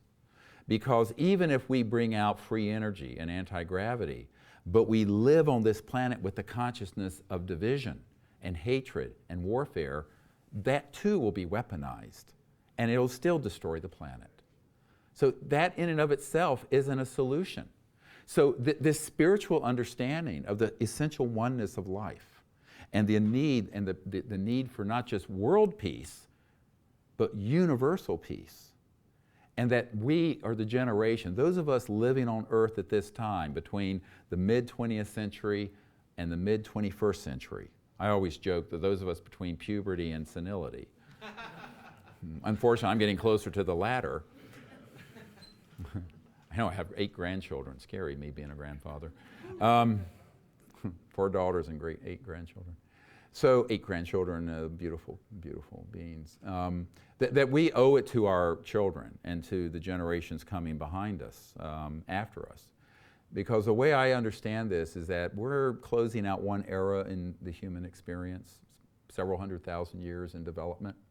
We're opening another era that's about 500,000 years in length, a cycle, universal cycle. And that cycle, the hallmark of it is universal peace. It'll be a day not followed by night, is how it is said. That there'll be a period, we'll enter into peace on this planet and peace in space, but we will not slide back into the darkness of war, which has happened in the last cycle. There were periods of peace on Earth, like the Shambhala kingdom and enlightenment, but it always slid back into darkness. This next cycle is different. But how do you start that cycle? Is it not going to be some Ouija board in the sky or someone's going to come down? And it's not going to be ETs landing on the White House lawn. It's us, the children of Earth, understanding this and creating that reality. It's time. It's time for us to do that. Thank you very much. Let's take about a 15-minute break and we'll come back for some question and answers. All right. So are the webinar folks okay? You're good? You're hot? All right, thank you very much for returning on time. So we're going to go for about another 40 minutes. I'd like to entertain questions from the audience. I will repeat the question since there's no microphone. And I did want to thank Michael Schratt again for this. I mean, I didn't go through all this, but the camera can zoom in on this. It's sort of a composite of all these different sightings that have been reported for decades. Even back in the 60s, there was one from Venezuela, I believe. And the kind of aircraft there are that are anti-gravities. And just as you look at all these, imagine these and more. Now these are more conventional, that look a little similar with the B-2 stealth and the evolution of all those sort of aircraft. But these are in a deeper, more classified program that are the electromagnetogravitics. But then imagine that you have ones that could look like discs, you could have ones that could look like tubes, you could have one that looked like triangular boomerangs, and these are all man-made. Now, again, as I said earlier, there are extraterrestrial vehicles that wouldn't be quite like this, but could be a similar shape. Diamond shape, saucer shape, disc, spherical, just a perfect sphere, which I've seen close up, and other shapes. And so this gets into the ability to piggyback. I call it piggybacking, where you have an ET event happen, you come in with something that's man-made, confuse people. Somebody has a contact experience with ETs, they come in and piggyback onto it and target that person with a man-made abduction experience. You have some, so this is how counterintelligence operates. And you have to begin to wire your brain like that to understand the sort of Machiavellian and convoluted ways that they practice the art of deception in the counterintelligence field. And if you don't learn that, then you're going to be vulnerable to being very, very deceived. And I think this is why sharing this information for me is really key right now, because I can't tell you that in X number of days an event's going to happen. All I can say is that there's an event that's been planned, and I know people who've been on the planning committees and on the operational tactical committees, agencies for this, that I've met with personally. And as I was saying at the break, someone asked me, this came up, and one of the hardest things I've had to deal with is, for every disclosure project witness, and if you want to find out more about what we do, it's SiriusDisclosure.com, SIRIUS, like the star system, SiriusDisclosure.com. If you go to that site, you'll see there's just hundreds and hundreds and hundreds of pages of information and links to all these military witnesses, documents, what have you. But for every person up there, or that I have in my archive on film, there's at least 10 to 20 that I've interviewed who will not go on the record because they're afraid of reprisals and afraid of being tweeped, terminate with extreme prejudice, assassinated. So this threat is serious, and it's caused the best, but it puts me in an untenable situation, because I am hearing already echoing around the world in the UFO subculture howls at some of what I've shared tonight. And what I'd like to be able to do is bring forward 2 or 3 dozen of these men and women, a few women, who have been in these corporations and programs doing this. They won't do it, because like Richard Rick Foch in Naval Research Labs, most of them have been told point blank, if you do, you're dead, and your family's dead. In fact, my military advisor for a number of years was in an unacknowledged special access project, and when they first formulated it, he was taken into an underground facility, an undisclosed underground facility, a SCIF, a Secure Communication Information or Intelligence Facility, called a SCIF. And all their electronics, watches, everything were taken away, and they went down, and there was the security enforcement officer for that operation had a gun, took a bullet out of the clip, and said, if any of you speak to anyone about this operation, and that includes your commanding officer, the president, anybody, a member of your family, this bullet will find you, and you are a dead man. And this is a man of the utmost credibility. So this sort of illegal operation where we have killed our own, and the funding mechanism for this aren't just the black budget of the United States. It's been drug running. I had a man who was an executive with Science Applications International Corporation and a former member of Congress who was Bush Sr.'s consigliere on a lot of this, who met with me back in the late 90s and confirmed to me the involvement in these rogue operations with the arms trade, the drug trade, and trafficking, and that it generated enormous revenues for them in untraceable cash. And some of these anti-gravity devices have been used to ferry drugs and arms around the world for this purpose. So this story gets deeper and deeper. We could be, if we were here for not 2 hours but 2 weeks, we wouldn't exhaust the sort of depravity that I've come across in these operations. And the one thing that this former congressman and member, this executive with Science Applications International Corporation, SAIC, it's a big contracting entity that deals with a lot of this, told me, he said, do you realize that there are 8,000, and this was back in '97, we know that we had 8,000 people in a secret army dealing with this movement of drugs, and that we have already killed 2,000 of them for minor infractions of security and secrecy.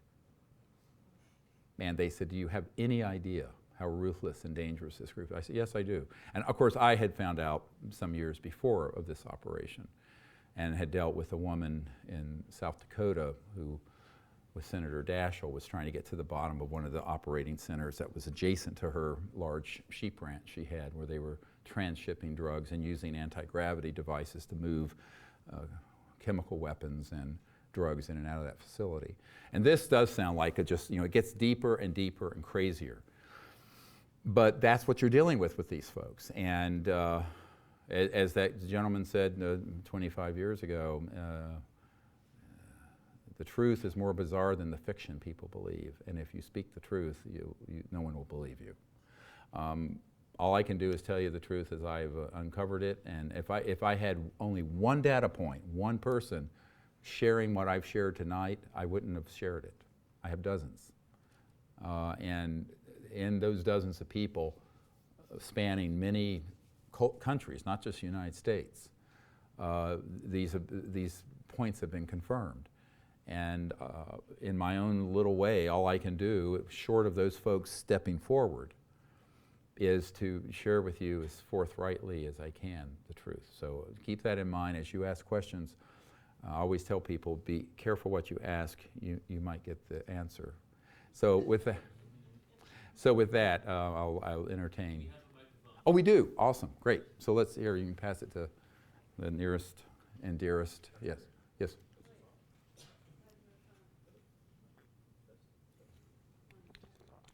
Go ahead. So my question is, tonight you brought up Corey Goode and some around Gaia TV. And recently on your telcon you had last month, you brought up the same topic around some of the information and being somewhat skeptical about some of the information coming out of that programming. With things like what William Tompkins is bringing up, the idea of Solar Warden and some of those other groups operating out in space, what things are you skeptical of and what things are you in belief He's of? asking, what am I skeptical of about things that have come out recently with Bill Tompkins and others? A lot. Okay, so here's the issue for me. You've got to have multiple points of corroboration, and the bigger the tale, the more the proof you got to have. Now, what I would say is that I believe these men are sharing what they believe to be true.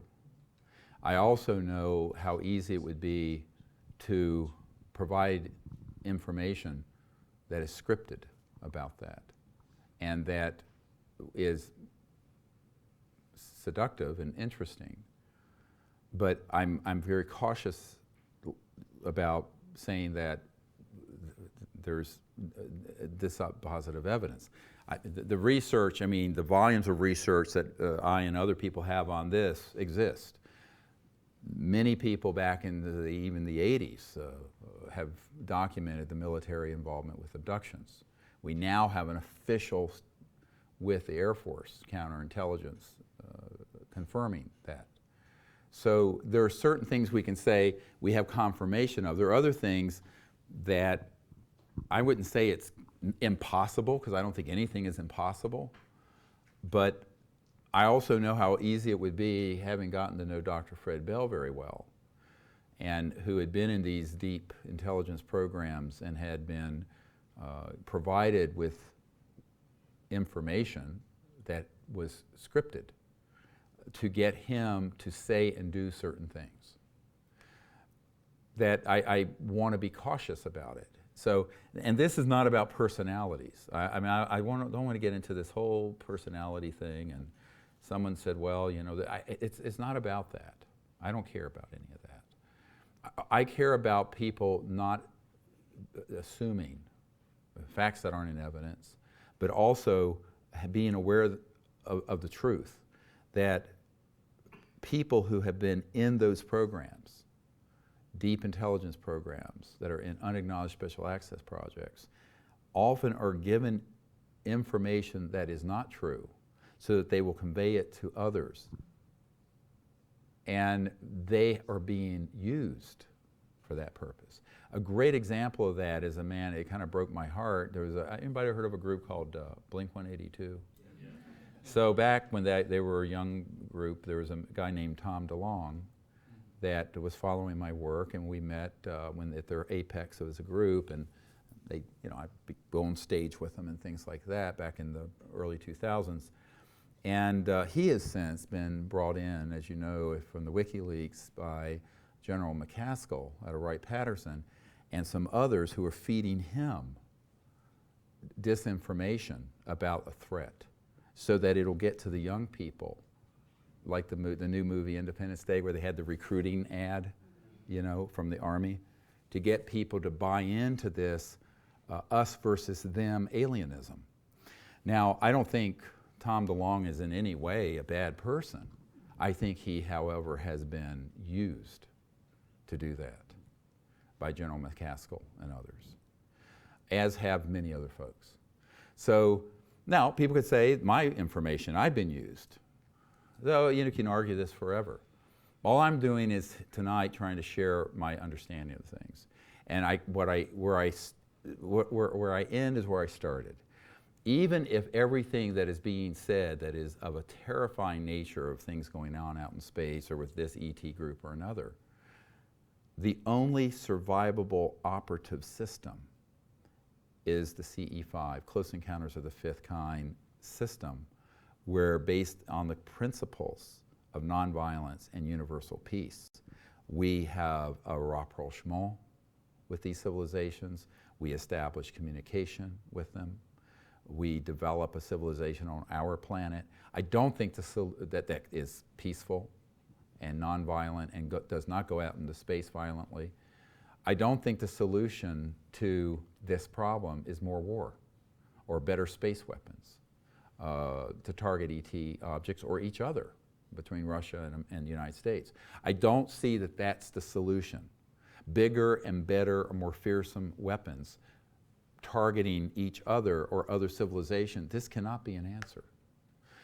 And I also then remind people that civilizations, if they had that clear intent and wanted to do something, it would be very easy to do. I mean, remember when we first detonated atomic weapons and this whole modern era of UFOs being seen all over the world, wherever there was an atomic weapons facility developing, both in the Soviet Union and America, Great Britain, France, everywhere. Well-documented in Disclosure Project material. If they had wanted to just put a pause button on this civilization, they could have done it. They didn't.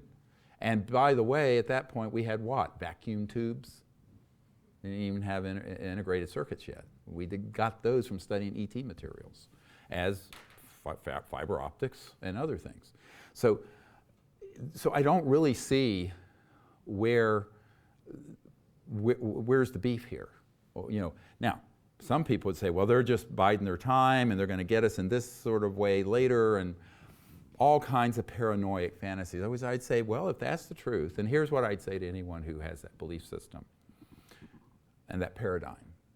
You're entitled to it. I would ask that you, if you have personal knowledge of those civilizations and have access to them, that you set up a meeting between me and the senior people on our interplanetary ambassador team to resolve differences and go forward peacefully. I still don't think the answer is in saber-rattling, warmongering, and demonizing other racial species. That's alienism.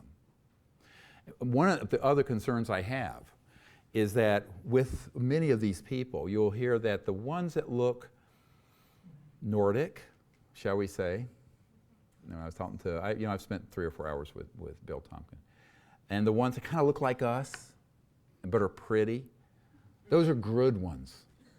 The ones that look some other way, those are bad ones. Isn't that interstellar racism? All right, it's just, I mean, take a step back. Aren't the good ones always the pretty blonde ones with the big breasts and the, no, I mean, unfortunately this is really true. I mean, you talk to, and then the others are, I find it appalling. I mean, I really go, are we really going to stay on that cycle of taking racism and turning it into alienism and finding some way? Now, ultimately, as I said earlier, I cannot prove a negative. I can't prove there are no civilizations out there that are worse than we are, although it would be hard to find worse than human society right now. However, if there are, I still say the solution is contact, communication, conflict resolution within the construct of universal consciousness and universal peace. And so I prefer not to just get into an endless battle, because it's an argument that will never end. The only reason I brought it up at all is because I'm concerned that places like Gaia TV or Conscious Evolution could be given information out there that is being scripted and being provided unwittingly from these folks. I mean, insincerely. That if it is true, let's say that the slave races are out there and the slave planets and the slave ships and all this is going on that you hear in some of the accounts from Corey Goode and others. If that were true, and that then is put out by into the public domain to then millions and eventually billions of people, in the minds of most people out here on the street, that would justify interplanetary war. And so we have to be very careful. What I'm trying to say here is that we have a responsibility here to protect the human consciousness. I'm not saying to cover things up or just not disclose things that are true, but to ask the questions, who would benefit from that kind of Manichaean, good and bad alienism paradigm, and the demonization of one group and the exaltation of another ET group? Wouldn't that build into the same dynamic that on Earth has gotten us to the brink of Armageddon? And isn't there a better way of looking at this? Isn't there a different way, not better, different way, that could lead to a world of peace here and peace with humanity, with these other civilizations? That's what I'm saying. And it is not at all to throw a wet blanket on anyone's parade.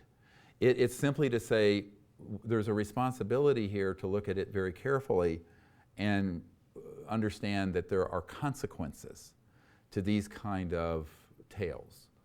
And that you better be able to prove it, and even if you can, here's the solution. Now there, Corey Goode and I would agree 100%. And we agree, I think, I have never met the gentleman, I think on a lot we agree 100%. However, on some of the things that are being shared as factual secret space program activities that have no other real good points of corroboration, and which I know, given how he was in the military abduction programs and what they are capable of, some of the experiences he has had, I'm concerned, have been scripted and may not reflect anything actually out there in deep space. Because I have my own experiences out in deep space, and I'm not going to go too far into that here today, but I have a different understanding of it. And I also understand that the sort of folks, and this is a soul-searching issue for all of us, the sort of folks who would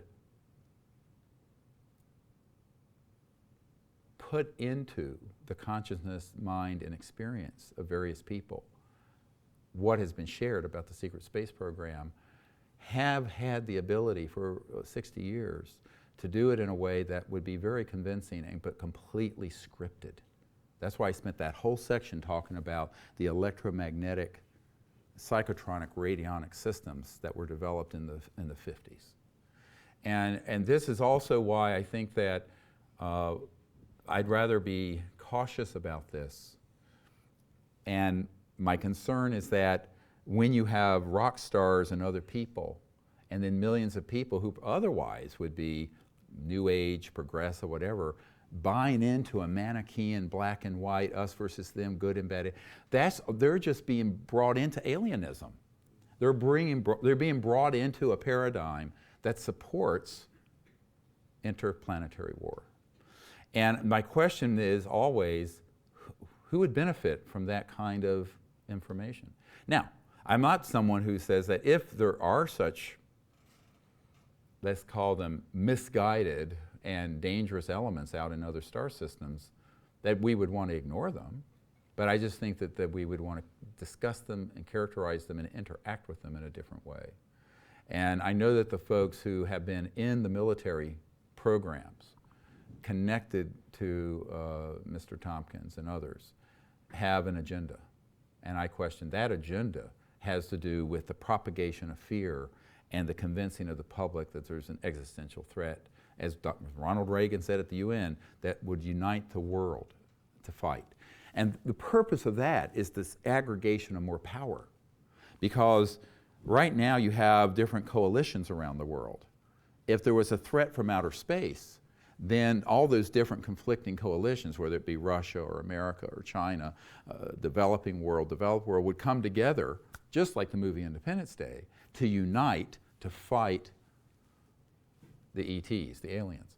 And I think that having talked to so many folks who've been involved over decades in those operations and the extent to which they have the ability to make that happen, I approach this with extreme caution. And for that reason, I would ask other people to, that calmer heads need to prevail here. That my interest is a future that is marked by universal peace, not endless war. Now, if we stampede the public into all kinds of frightening information from the past or what we're seeing as the future, and that is then used the way 9/11 was used, or the way the Iraq weapons of mass destruction were used, or the Gulf of Tonkin were used, and I know that that's the plan, then we could end up with the mass panic in the public being utilized to aggregate more power around the militarists and the military-industrial complex and those uber elites who want to sit atop the world manipulating everyone in an us versus them worldview. And I thought to myself, I'm not going to say who this man was. There was a head of a religious organization back in the 90s, I believe, when I met with him. Very large global organization. And when we were talking about this, and this is a man who's dedicated his life to world peace and to enlightenment, as soon as he heard of the ET issue, he says, oh, and this is not someone in the cabal, this is a man on the street, sort of, but a big figure internationally. That'd be great, because if the public finds out about aliens, we can have world peace because we can unite everyone against a threat from out there. He went from A to B like Ronald Reagan, like that. And this is a man otherwise of enormous enlightenment.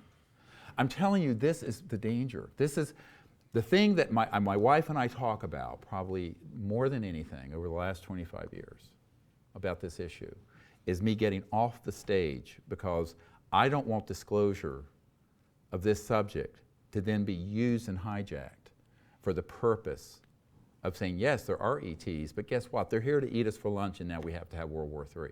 I don't want, see what I'm saying? I have to tell you, that's why I'm here tonight, because this is what keeps me awake at night. This is my biggest fear. My biggest fear is that disclosing this information gets hijacked and spun into this War of the Worlds, Independence Day kind of scenario, and that I would have forsaken my medical career and spent 26 years of my life and had very close friends murdered to add fire to interplanetary war? No. That's not, I don't want that to be what I'm working on. And as I see it, groups that are otherwise very dedicated with a view of a conscious, evolved world, or Gaia, an enlightened, awake planet, as a platform where so much of that, some of that information is then portraying various ET races as these horrific, torturing, slave trading, species. And I think to myself, wow, they've already got the warmongers. They could get the man on the street by hoaxing something. Now they're trying to co-opt even the progressive community. I'm being very blunt, and I know that I will get a lot of emails complaining.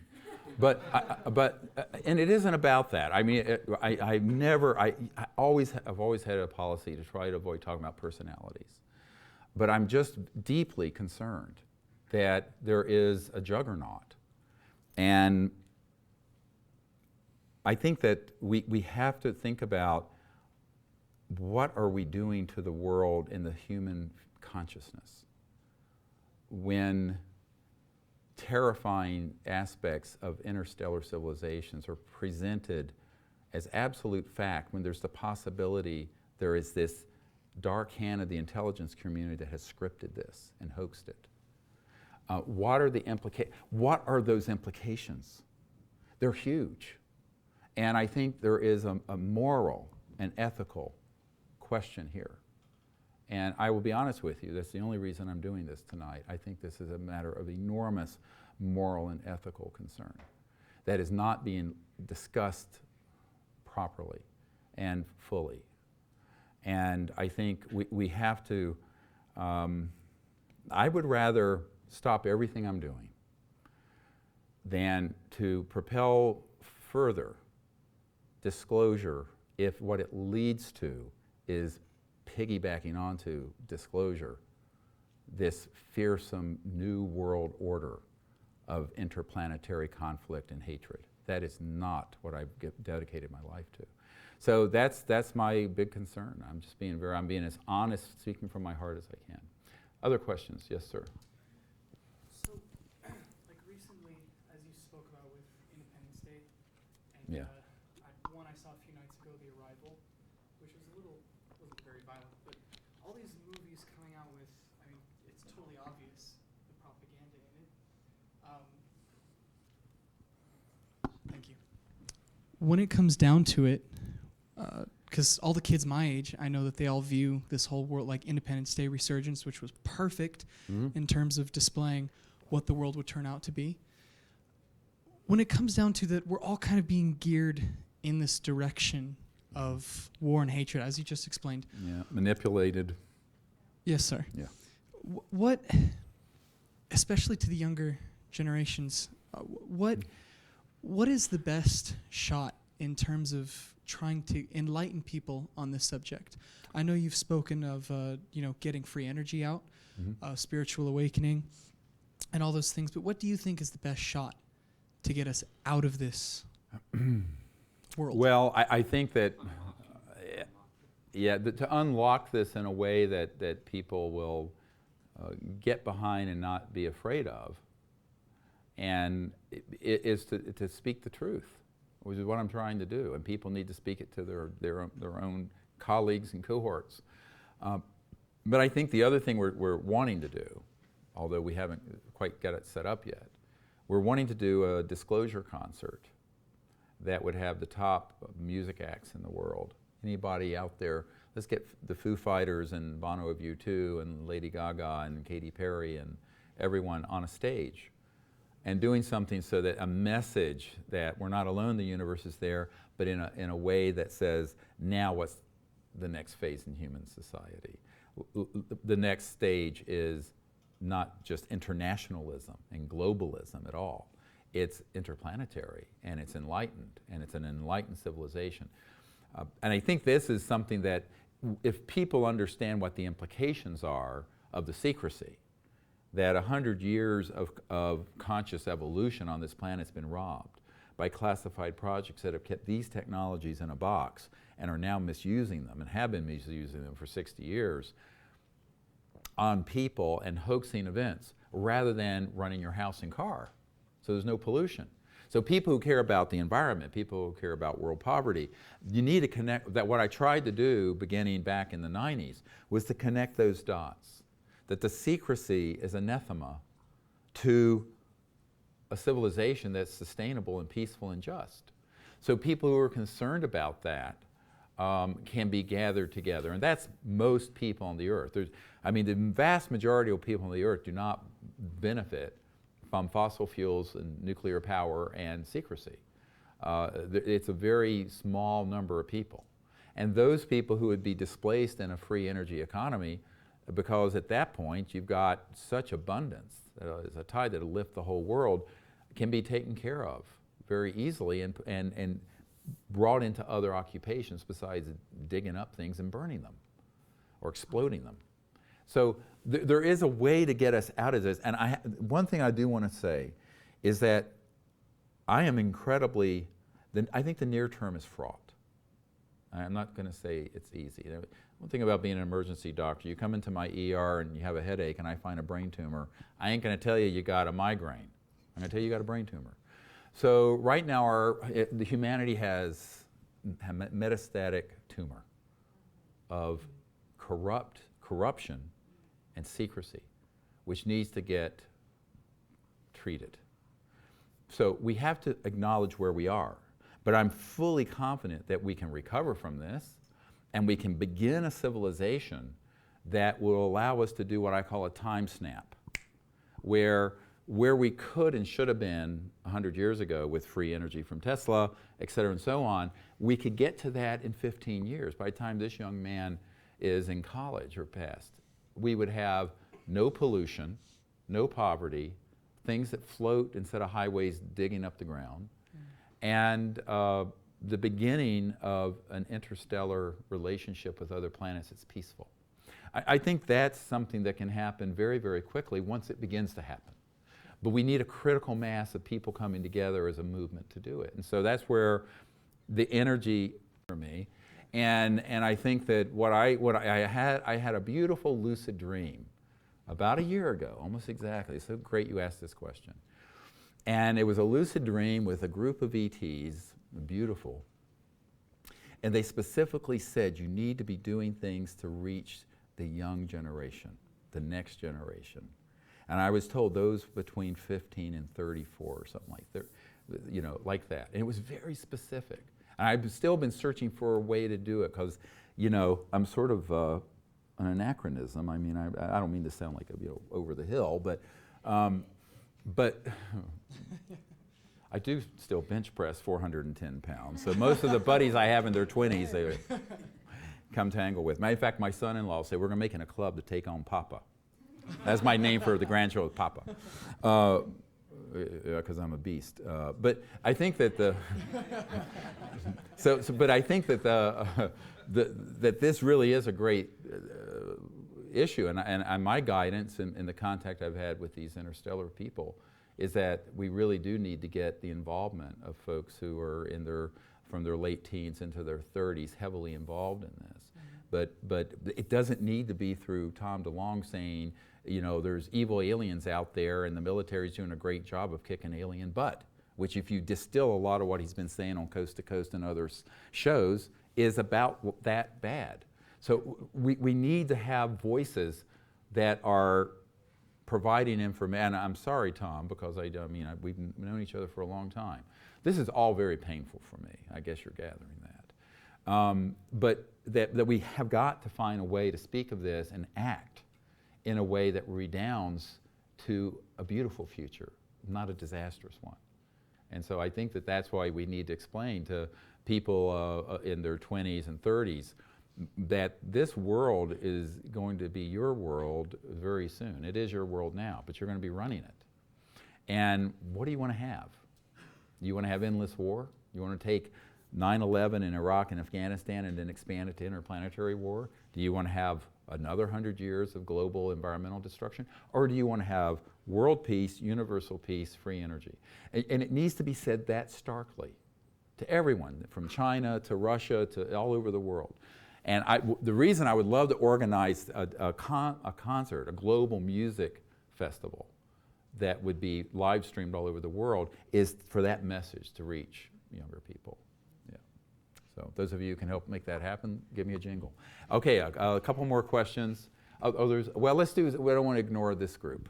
Or someone in the middle. I want to ask you, how can a person authenticate the difference between in the dreams and sightings, in the dreams and in the sightings that people experience, how can they authenticate the real genuine article versus phony, illusional things? Like when you said you had a lucid dream with, how do you know that's real and that's not a directed operation type of situation? That's right. And this is a great question because, you know, how do you know? Well, you have to be brutally honest with yourself. And you also have to know enough that there could be both. If you don't know there could be both, you're never going to ask the question, was it one or the other, right? Whether it was ET or some man-made electronic warfare system. So knowing that is the first step. Then the second step is looking at how it unfolded. And were there, and I've actually interviewed a number of people who had really clear memories of an alien abduction, but then when they go deeper into their memory, there were people who were directing these robotic aliens. Now that's gotten covered up in a lot of the abduction research. So a part of it is looking at this and beginning to question everything. And I think if anything, tonight what I'd like to tell people is question everything and begin to look at everything very freshly. From a mechanical point of view. But from a mechanical point of view, distinguishing an interstellar vehicle from a man-made, that's pretty easy. When I take teams out, the phenomenon that happens that's interstellar, that's transdimensional and interstellar has a very distinctly feel and look versus an invasive. Now we've had both happen. We have had man-made intrusions into our contact sites, and it's quite obvious. It didn't fool anybody. They were hoping it would, but it didn't. So a lot of that is experience and how it happens, whether it's invasive, how it feels, how it looks, knowing what the technologies are. So, you know, in a couple hours I can only go through so much data. But this is something that's really a subject. When I take people on a whole week intensive, this is information we go into very deeply, where we go out under the stars at night, during the afternoon we're doing all of this information and remote viewing training so that you can remote view. And ultimately we set up experiments so that we can see if our discernment is being tricked or not. Yeah, for remote viewing. On your website? Yeah. Yeah, there's a lot of information, and there's actually training programs on the website and everything else at SeriousDisclosure.com. Yes, so someone back here. Yes, ma'am. I'm wondering, as far as free energy goes, is there a groundwork being laid for people to come out with that kind of technology? I know my dad, for one, was given a technology, and he's had his life threatened. And I know that there's a lot of people that are really brilliant, but there's not been a groundwork placed for them to be able to come out with this technology in a safe way, and also in a way that, I mean, these technologies are expensive. You know what I mean? Those things don't. So, is there a way for this to kind of? There is. That's a great question about the free energy, so-called 0 point. The groundwork has been laid. We've been laying it for 20 years. And if you go to our website, also look at a program I did. It was a 4-hour program similar to this on free energy and the history of it and what the strategy is to bring it out. Without going through 4 hours of material, which is already up on our site, on our YouTube channel, it's youtube.com/𝑠_disclosure, S as in serious, but S disclosure.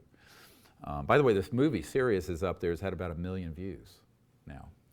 Yeah, they're quite interesting, yeah. And last year it was the #1 documentary on Netflix. But what I would say is that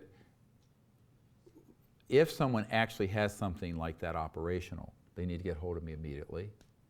But they need to be prepared to dump it on the internet, no holds barred. Forget patenting. Forget intellectual property, forget secrecy. All those are traps in the system to keep it from coming out. Moreover, don't sit on it. Okay, so the people who sit on these technologies and don't have a few 100 million people know about it are going to be dead.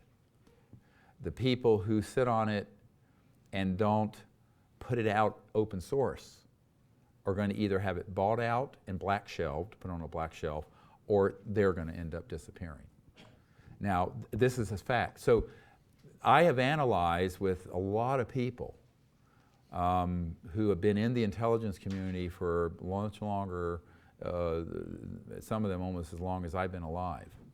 that there's one pathway out, and that is open source it, disclose it massively, and get it out there and have it reproducible. Now, if anyone has anything, I have a team of people, engineers, I have people on my team, some of them have private planes and jets. We can get it and we can secure it, and you know, if they take me out, you're going to know why I was taken out. Because I recently went on a mission, it turned out the person didn't have anything, it was they had mismeasured the energy output and input. But before I went on that expedition to this inventor, I had dead man triggers all over the place. Meaning that if anything happened to me, everything got out, everything went out. So you need to have, and one of the good things about being a public figure like I am now, where I can reach millions and millions and millions of people, is that it's very difficult to keep me off the radar scope. And so I would say, pass it on, hand it off to me. Now, if someone says, I've worked for 20 years and put X amount of, I have folks on my team now who can make that person whole financially. I mean, I can't, because I've given up about $12 million of my income as a doctor doing this stuff, believe it or not. I mean, you figure $500,000–600,000 a year for this long, do the math. You know, can you do math?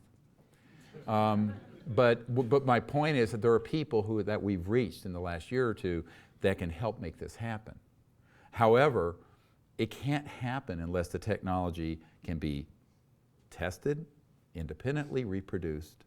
We have people that do it or aren't going to hoax the results. And then while that's happening, massively disclosed on the internet. And when I say massively, streamed on Facebook Live, streamed on YouTube, streamed on everything.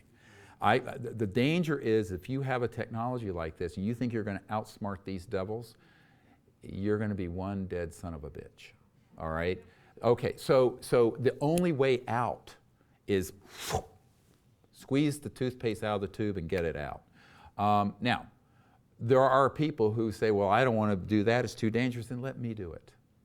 I mean, I've been taking the shots for a quarter of a century, and I'm still here by some miracle. So, it has been a miracle. So, I think that I'm willing to do that, because if someone threatens me, it'd be the worst day of their life. I'm not going to go any further than that. But there are interests that do not want this project to fail. But I can't do it. I mean, I'm a doctor. I'm not an electrical engineer, mechanical engineer. But if someone has something operational and plans that make it reproducible, and it can be independently vetted, i.e. the scientific method, and they will allow us to massively disclose it and be honest with you, get out of the way. It's like when code blue, you're going to have to defibrillate someone with 360 joules of electricity, and if you're touching that body, you get electrocuted. Zap. People need to get clear, unless they want to be in that arena. But it is the very big league of taking on the worst special interests who want to stop it. I'm willing to do it. I've been willing to do it for decades. Unfortunately, my group has never taken clear possession of something that we're allowed to disclose. I've seen technologies, and we've tested some, but the people want to play spy versus spy, and I'm going to keep it quiet and proprietary, and I'm going to outfox the intelligence community by dividing the technology into 100 patents we'll never know. I said, by the time you have the thought about what you're going to do, these devils have technologies that have pulled that thought out of your consciousness. And I am not exaggerating. If you think you're going to outfox those people, that is a fool's errand. So listen to me carefully when I say this. The only way that these technologies are going to come out is to get out of the paradigm of worrying about monetization and productization and capitalizing on it at the first stage of it. Now, down the road, my proposal, I have a proposal that I've written called the New Earth Energy Incubator. And what that is like Google has an incubator fund, and other people do, where you put resources in and you create these technologies, but you do it like GitHub. Everybody know what GitHub is? It's a software engineering, and it's open source, and it's just shared. It's not proprietary. But it's become actually incredibly successful. So there is a way to do this where we do it open source, multiple points of collaboration, and you take something that is a level 1 free energy system and move it to a level 500 in 12 months by open source and collaboration. That could happen, but someone has to be willing to understand why this strategy exists. It isn't that I'm trying to rob anyone of their hard work. It's because I'm trying to save their life. And I'll give you an example. The Orion project, which is an energy division of my operation, you can see on our website, we were bidding with a group, we didn't know who they were, to get the 𝗏𝗏, you know, the water-fueled car. But that wasn't what we really were after. In that collection was a toroid, a donut-shaped electromagnetic system that had a national security order on it from the 80s. And it was in the collection, and we were given a heads up about it by someone who had worked with 𝗏𝗏. So my group only had a few $100,000. A group out of Michigan came in with several million and outbid us. And I said at the time, if they do this secretively in a proprietary way, they are in mortal danger. I've just had it confirmed in March that they've all been assassinated. So, yes. And so the problem with the engineers and physicists and inventors is that they may be brilliant in that area, but they don't know what the strategy has to be here. That's what I want to do. My wife has to hook up the computers and TV. I don't do that. You know, I mean, I'll break it. You know, give me a defibrillator, I'm fine. But I think you need someone who can be the Sherpa, a guide, through the intelligence community and the strategy on this, and that's what I would offer to do if I found anyone with the technology. Now, unfortunately, usually people are going to take the big buyout, all right? So, or they're going to want to try to keep it proprietary, or they're going to try to keep it patented and secret. All those conventional business things that works fine with an iPhone or what have you is fatal, and I mean literally fatal, with a free energy system. And I've been trying to educate people about this for a very long time, but what I've seen over the last 20 years is, I mean, you know, the definition of insanity is doing the same thing over and over expecting a different result. I see the same mistakes, and there's a set number of them that these people have made over and over again. And each person who comes along with a discovery on this area of technology, 0 point and what have you, they think they've got you know, the world by the tail. Well, as I've said, they think that the whole world's going to come knocking on their door offering them, you know, everything. And I said the first knock on the door is going to be Murder Incorporated. And unfortunately, those folks, or they're going to be very wealthy and the technology's gone. Now, I know some people personally who have had technologies, are now decamillionaires or centimillionaires, who took a whole lot of money and the technology's on a black shelf. But that doesn't benefit the world. Now that person's very wealthy, but what good does that do the world? Now I think we have to think, again, how do we develop a strategy that accounts for the reality of the world we live in, not the world we'd like it to be. The world we live in have people who are vicious at wanting to suppress this technology, and they will do everything in their means to see it is kept out of the public domain. Therefore, the only way to get it out to benefit the human race initially is to not worry about the money part of it.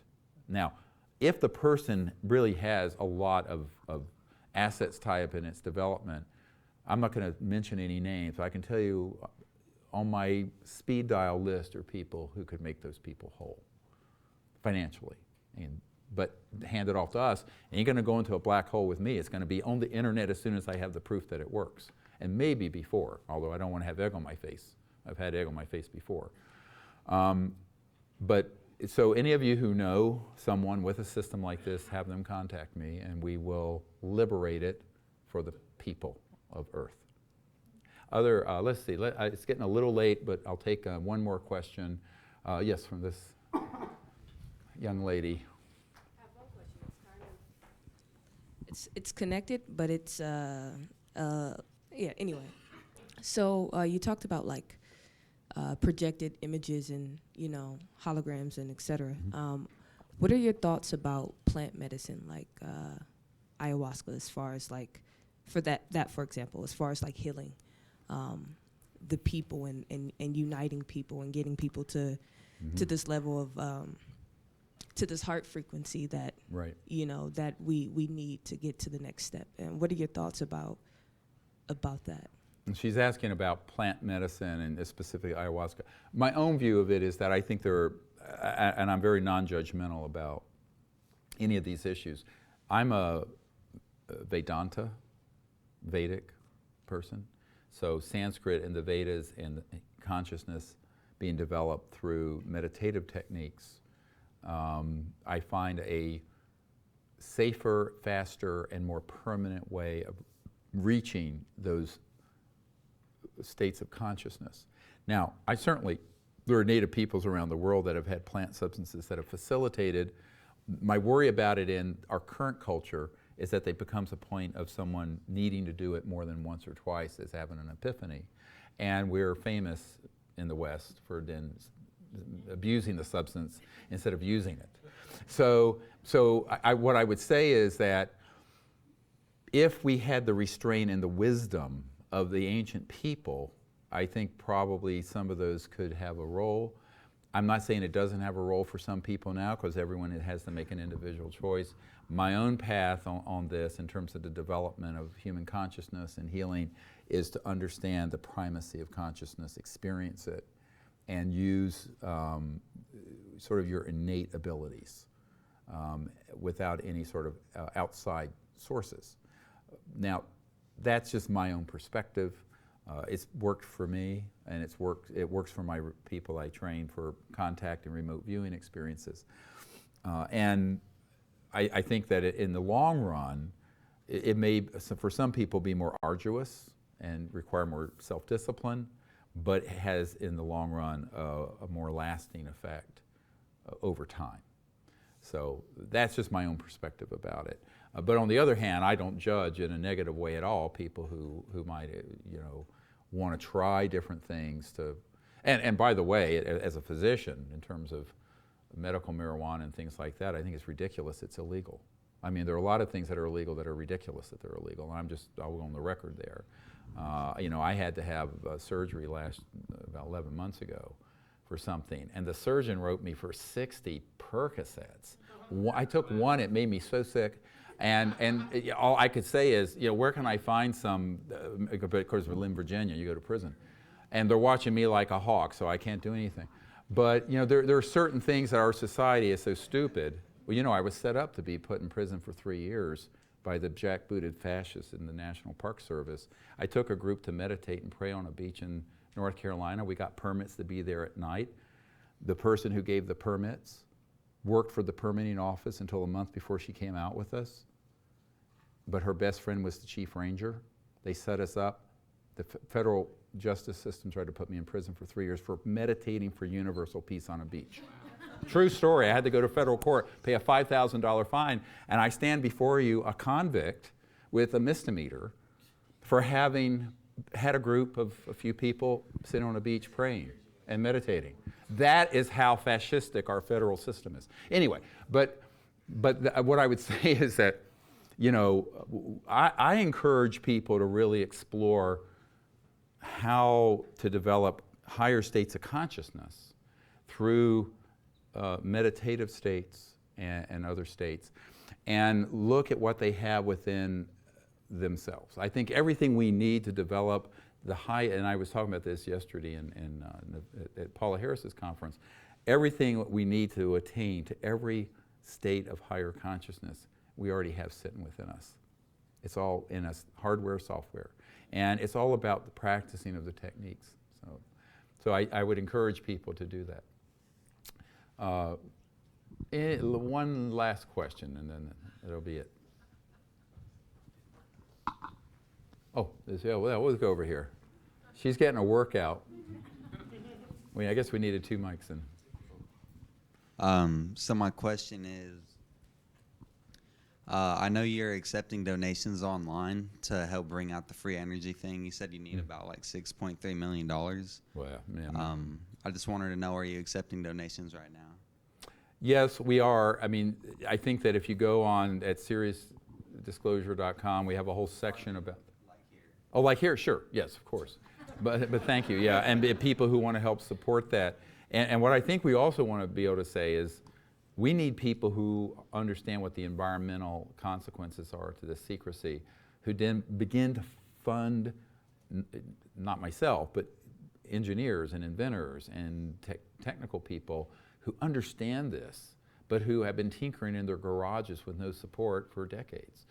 I think that it's really something that has to get some serious institutional support behind it, and the public could do it. I think that we could even crowdfund it if we just had a prototype that put out 100 watts that was provable and open source. Because, you know, this movie, Unacknowledged, is now the second highest funded documentary in history. Someone came out with a smart water cooler that we raised $10 million for. I don't see why, if we had, it was a beer cooler or something that had like a smartphone for beer guys, you know, going to the stadium. But I think that if we had even one proof of principle prototype that we could disclose openly, we could then open source or crowdsource the funding for it. But I also know that there are people who get behind it. In the meanwhile, we need support to do, if someone doesn't come forward with something operational that they'll let go forward, we need to find people who will support basic science R&D. And you know, this isn't happening at universities, and it's not happening in corporations, because as soon as someone starts on that path, I know some universities and others have, they get shut down. So this is why it has to be done with the whole world watching. My view of it, if this was a laboratory and you had people in there, all the work at all the workstations would be streamed online live. The results would be released live in real time, but the actual work would be. So that there would be, see, this idea is very, you couldn't have done this 10 years ago. Now you can do it. So that, how do they shut that down? All right? And now you'd have to have some good internet security. But you do this because then if you have millions and millions of people begin to see this process, not only do they learn it in real time and begin to replicate it all over the world, so the cat's out of the bag, but you have the security umbrella of millions of people knowing, so that if these devils come in, they're caught red-handed shutting it down. And then people will march in the streets and say no more. So the technology didn't exist to do this 10 years ago. It does now. So that's what I'd like to see us organize on the technology front. Thank you very much. Well, look, I'd like to thank everyone for tuning in and being here. Appreciate it.